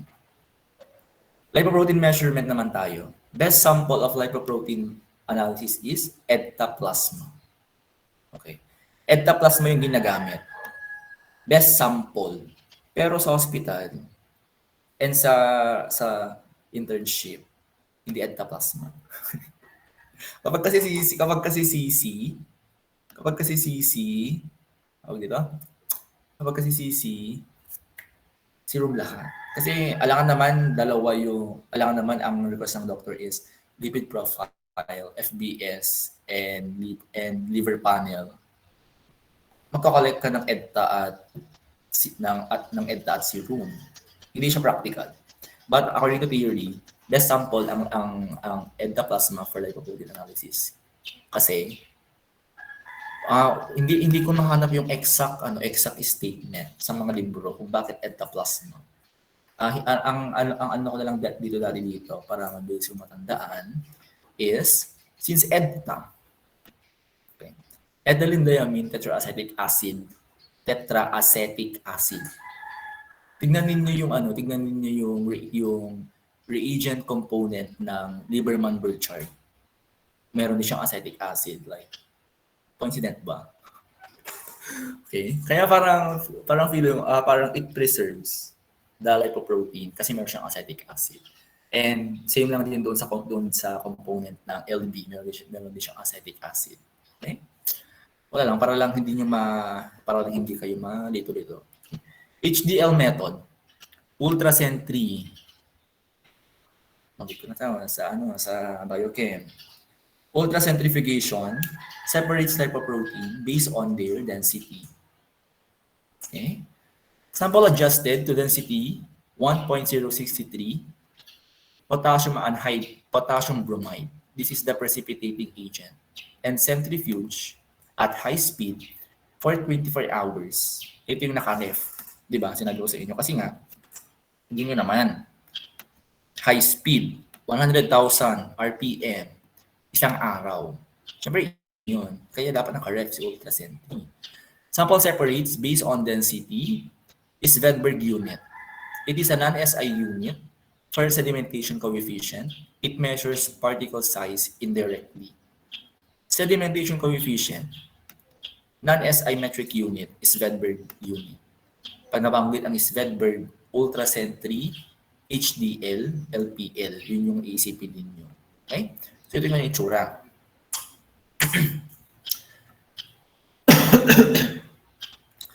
Nag-centrifuge kayo ng serum. For example, imagine nyo na lang meron tayo ultracentrifuge sa SMU, tapos nag-centrifuge tayo. So ito yung makita. Okay? Nasa pinakababa si albumin kasi it is the most dense when compared to these analytes. Okay? Then HDL, LDL, IDL, VLDL, and chylomicron. Yan lang. Nasa-separate lang din sila. And kung titignan ninyo, it has the same pattern compared to electrophoresis. Okay? Kung nyo kakalimutan yun. Polyanion precipitation. Okay. Dito naman sa polyanion precipitation, okay, as the word imply, precipitation, it precipitates one component to measure another component. Okay. For example here, ApoB containing lipoproteins are precipitated using polyanion divalent cation solutions, and HDL is quantified in the supernatant after precipitation. Sa mga nag-face-to-face, ito yung principle nun. Ito yung nagawa natin. Yung phosphotungstic acid for HDL, ito yung principle doon. Polyanion precipitation. Di ba kung naman sa ninyo, nag-ano ka ng serum doon sa HDL supernatant, if you remember that. Naglagay ka ng serum, ng 500 microliter ng serum, then nag-add ka ng 1,000 microliter na HDL reagent, tapos nagkaroon ng cloudiness, sinentry, magkaroon ka na ng HDL supernatant. Okay? Na ano? Tawag dito? Tawag doon? Mag-aspirate ka sa HDL supernatant that will be used on HDL quantification. Saan naman nakikita itong mga ApoB? Sa mga LDL, di ba? LDLs will be precipitated. Kaya yung mga nakikita yung white precipitate or yung white button doon sa baba after century, those are basically the ApoB containing lipoproteins. Tapos si ApoA, ito, si HDL, ApoA does not precipitate. HDL ApoA does not precipitate. That's why it is on the supernatant. Ito yung ginawa natin sa HDL. Okay? Okay, so ApoB containing lipoproteins are precipitated using dextran sulfate and iron. No centrifugation required. Ayan. Kapag dextran sulfate and iron na ginamit, no centrifugation required. Pero yung ginamit natin, it's phosphotungstic acid or phosphotungstic. Sinentry natin kasi yun yung yun yung nasa package insert ng manufacturer. Okay? So kung mapapansin niyo, hindi isa ang procedure. Sobrang dami. Okay? Nakadepende na lang yun. But the principle is still there. Okay? So quantification of HDL. Reagent, dextran sulfate, magnesium chloride, heparin sulfate, manganese chloride. It precipitates all ApoB containing LDL, LPL, leaves HDL in the supernatant, and the supernatant is mixed with cholesterol oxidase and cholesterol esterase to quantitate HDL concentration. Ano ba yung nandoon sa ano natin? Ano ba yung nandoon sa Di ba yung ano, doon sa pag-measure natin ng HDL sa lab is after the supernatant, kumuha tayo ng reagent from the cholesterol, di ba? Total cholesterol reagent yung ginamit natin. Ano ba yung ano doon? Ano ba yung principle? Enzymatic. Ayan. So ito yun. Same lang din.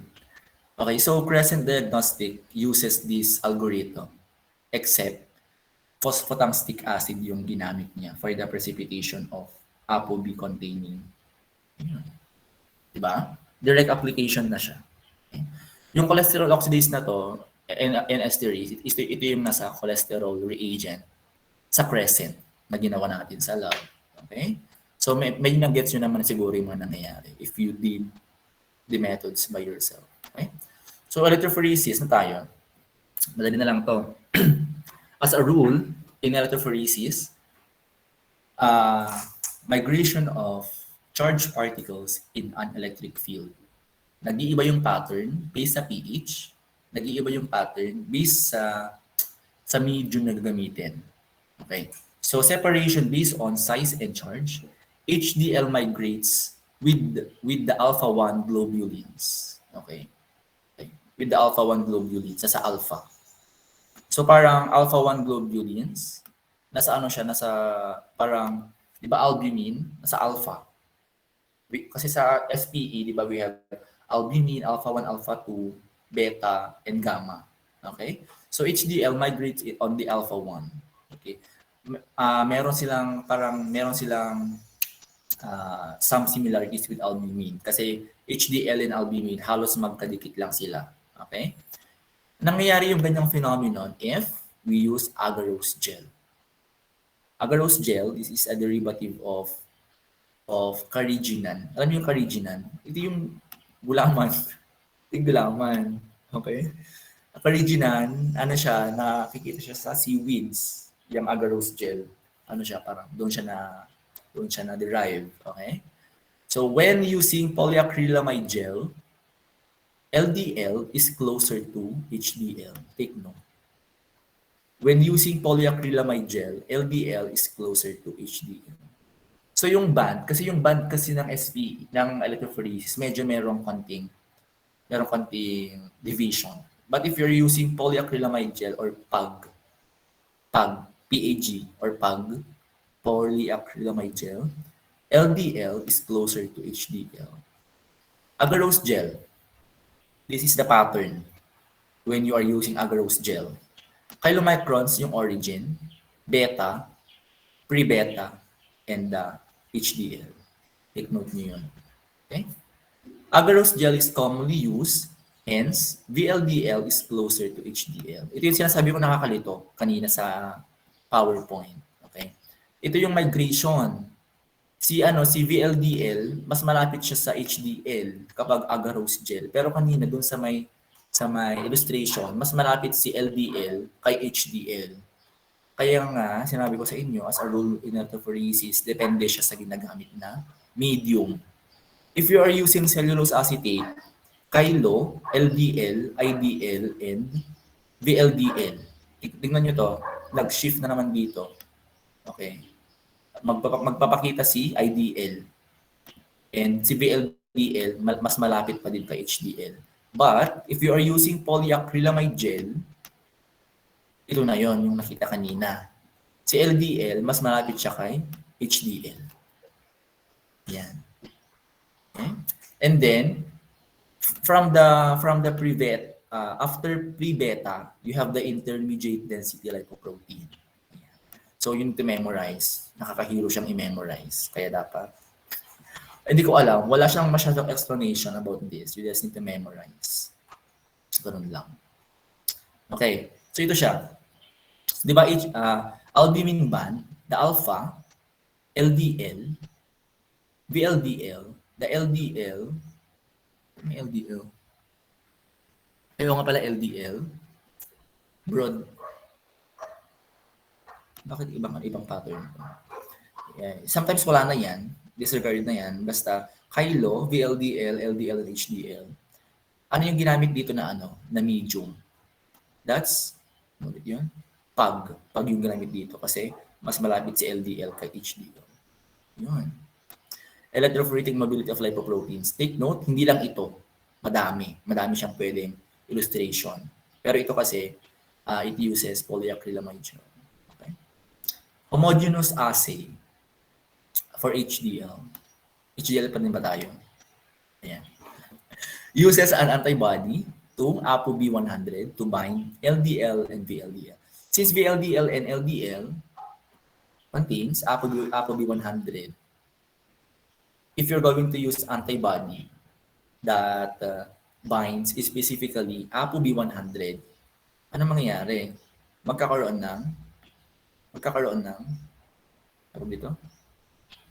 ng binding, di ba? Kung nag-bind yung LDL and VLDL na yan to the antibody, hindi na yan masasama sa supernata. Okay, so pwede silang mag-precipitate at the bottom. And then, the HDL will now be measured enzymatically using cholesterol oxidase and esterase. Yan. So na yan. Ganun lang siya. Homogeneous assay. From the word itself, homogeneous. Dapat yung mixture, homogeneous lang. So lahat ng ApoB100 must be precipitated. Ayan. Parang same lang din kanina sa may poly and ion something. Dito kasi ito yung term na ginagamit when you are using antibody for binding. Okay? Next one, VLDL. Okay. Nasa package insert. Okay. Very low density lipoprotein. VLDL. Ayan. For the VLDL is not measured directly.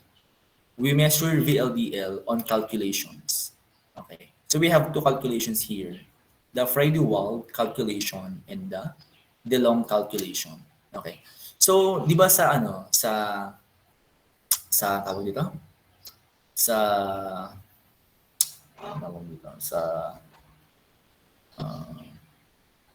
Sa lipid profile, sa lipid panel na ginawa natin, present ang total chole, present ang HDL, present ang triglyceride. Okay. Since yung pinagawa ko sa inyo is different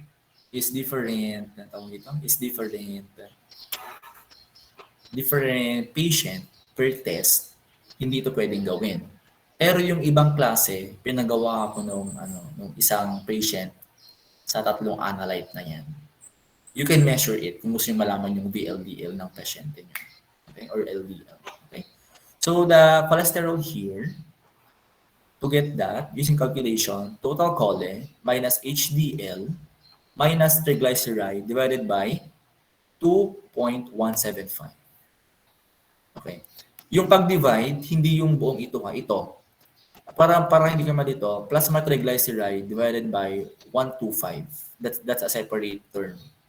So parang total chole minus HDL minus triglyceride over 2.175.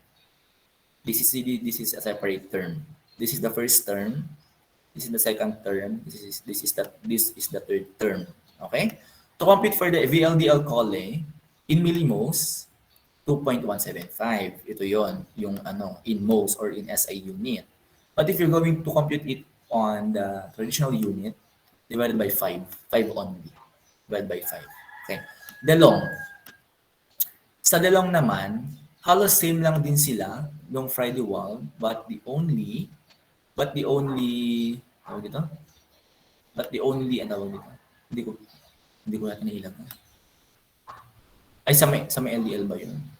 Okay, dito muna tayo sa delong. It has been reported that the factor of plasma triglyceride divided by 2.825 gives more accurate estimate of the VLDL cholesterol. This is equivalent to plasma tag divided by 6.5 when concentrations are expressed in milligrams per deciliter. Okay? So ito yon. Ganun lang. Ang main difference lang ng Friday wall and delong is the factor below triglyceride. Ito lang sila. Yung isa, di ba, 2.175. Dito, 2.825. And sa traditional, divided by 5. Dito naman, divided by 6.5. Okay? So, ganun lang. For the for the measurement of LDL. Okay? For the measurement of LDL, guys, parang merong typo dito. Check ko na lang later kung makita ko. Dito, this is VLDL, guys, not LDL. Okay? This is VLDL. Ito LDL code. Okay.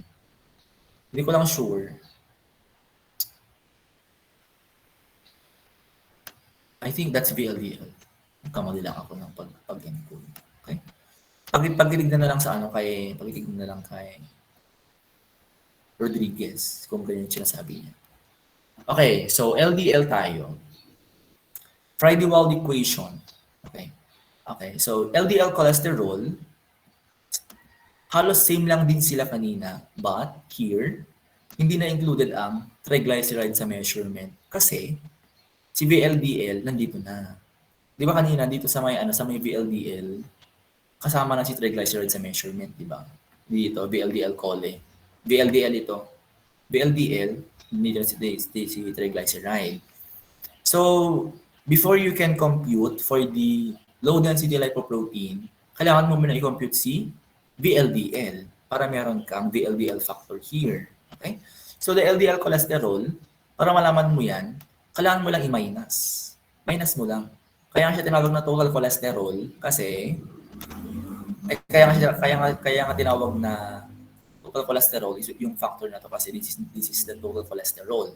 Because total cholesterol is comprised primarily of all the cholesterol present in the sample. So, kung na-detect mo na yung HDL, kung nalaman mo na si VLDL, so pagpaplasin mo lang yan, tapos i-minus mo sa total cole to get the LDL. Indirect siya. Friday-Wald equation is an indirect measurement. We do not necessarily measure LDL cholesterol. Hindi natin sila mini-measure. Indirect lang. Ano lang ito. Kailangan minus lang. Kasi ang mangyayari, LDL cole plus HDL cole plus VLDL cole is the total cholesterol. Ano lang, ganoon lang kadali. Plus, minus lang. Okay. Where VLDL cholesterol is tag less than 5. Ito yon. Kapag ito yung ginagamit yung factor. Kaya dapat, ano yung sabi dito? The VLDL cholesterol greater than 5 is milligrams per deciliter. Nangyayari itong equation na to if you are using 5 as a factor on the computation of VLDL. Dapat 5 yan. Okay? It is not reliable when tag is greater than 400 milligrams per deciliter. Meron siyang limit. Okay? Parang hindi ko yata na-include. Hindi ko na-include. Baka nakay Rodriguez. Okay.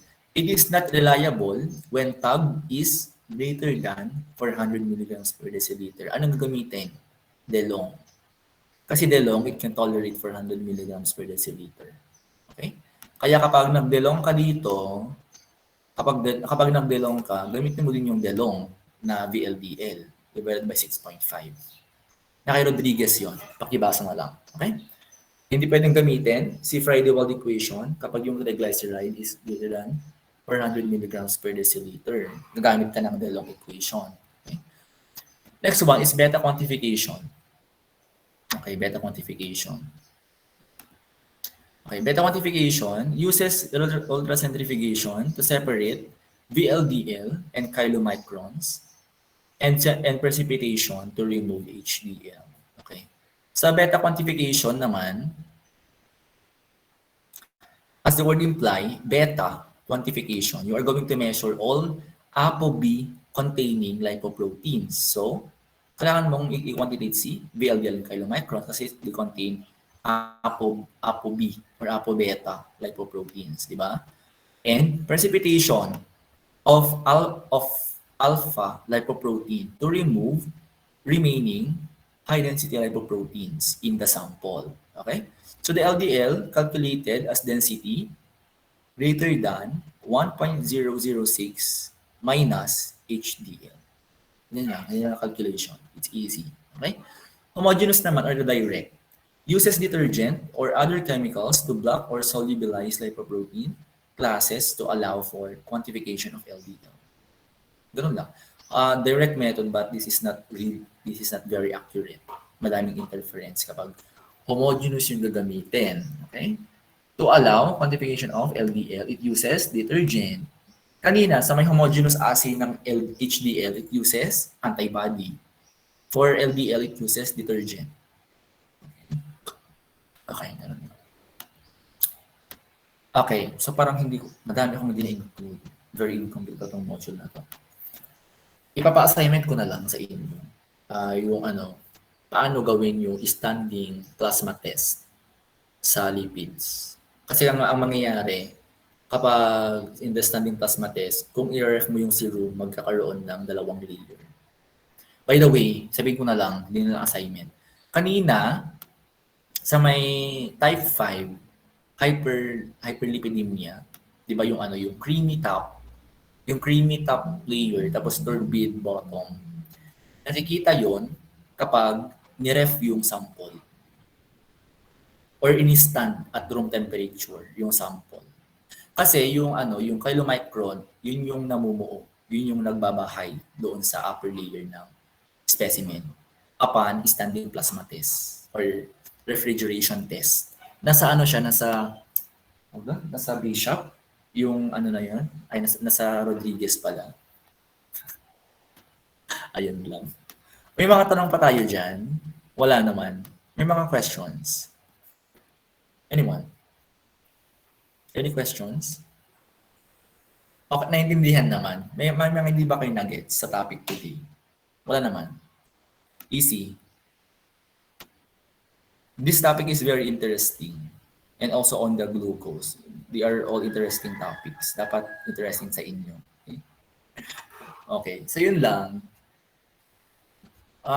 I-set na lang sa GC yung files. And kung na lang ang question, okay lang din. And we will have our quiz. Ang quiz is bukas. Bukas ang quiz. O bukas na lang ang quiz for lipids. And by the way, later pala, send ko din yung manual ng lipids, send ko din yung manual ng glucose kasi kasama siya sa exam, yung mga principles sa lahat ng sa manuals natin kasama sa exam. Included here sa mga notes, sa PowerPoint. Also read Bishop. Also read Rodriguez. Yun. Basta si Rodriguez, siya yung tatakbuhan ninyo sa CC. Okay? Kapag meron kayong hindi magets. Kung sa mga statement ni Rodriguez, hindi clear sa inyo, opt for Bishop. Si Bishop kasi, nandun yung buong explanation. Kung hindi nyo lang naman gets. Okay? So, ganun lang. May tatanungin lang pala ako. So, bukas, we will have face-to-face class bukas. 5139. Sa 5139, saan kayo nag-in? Saang activity? Sa face-to-face.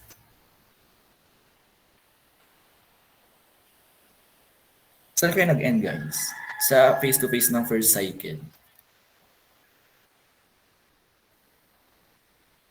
Guys, wala bang face-to-face dito ng first cycle? 5143. Saan kayo nag-end? Wala ba 5143 dito?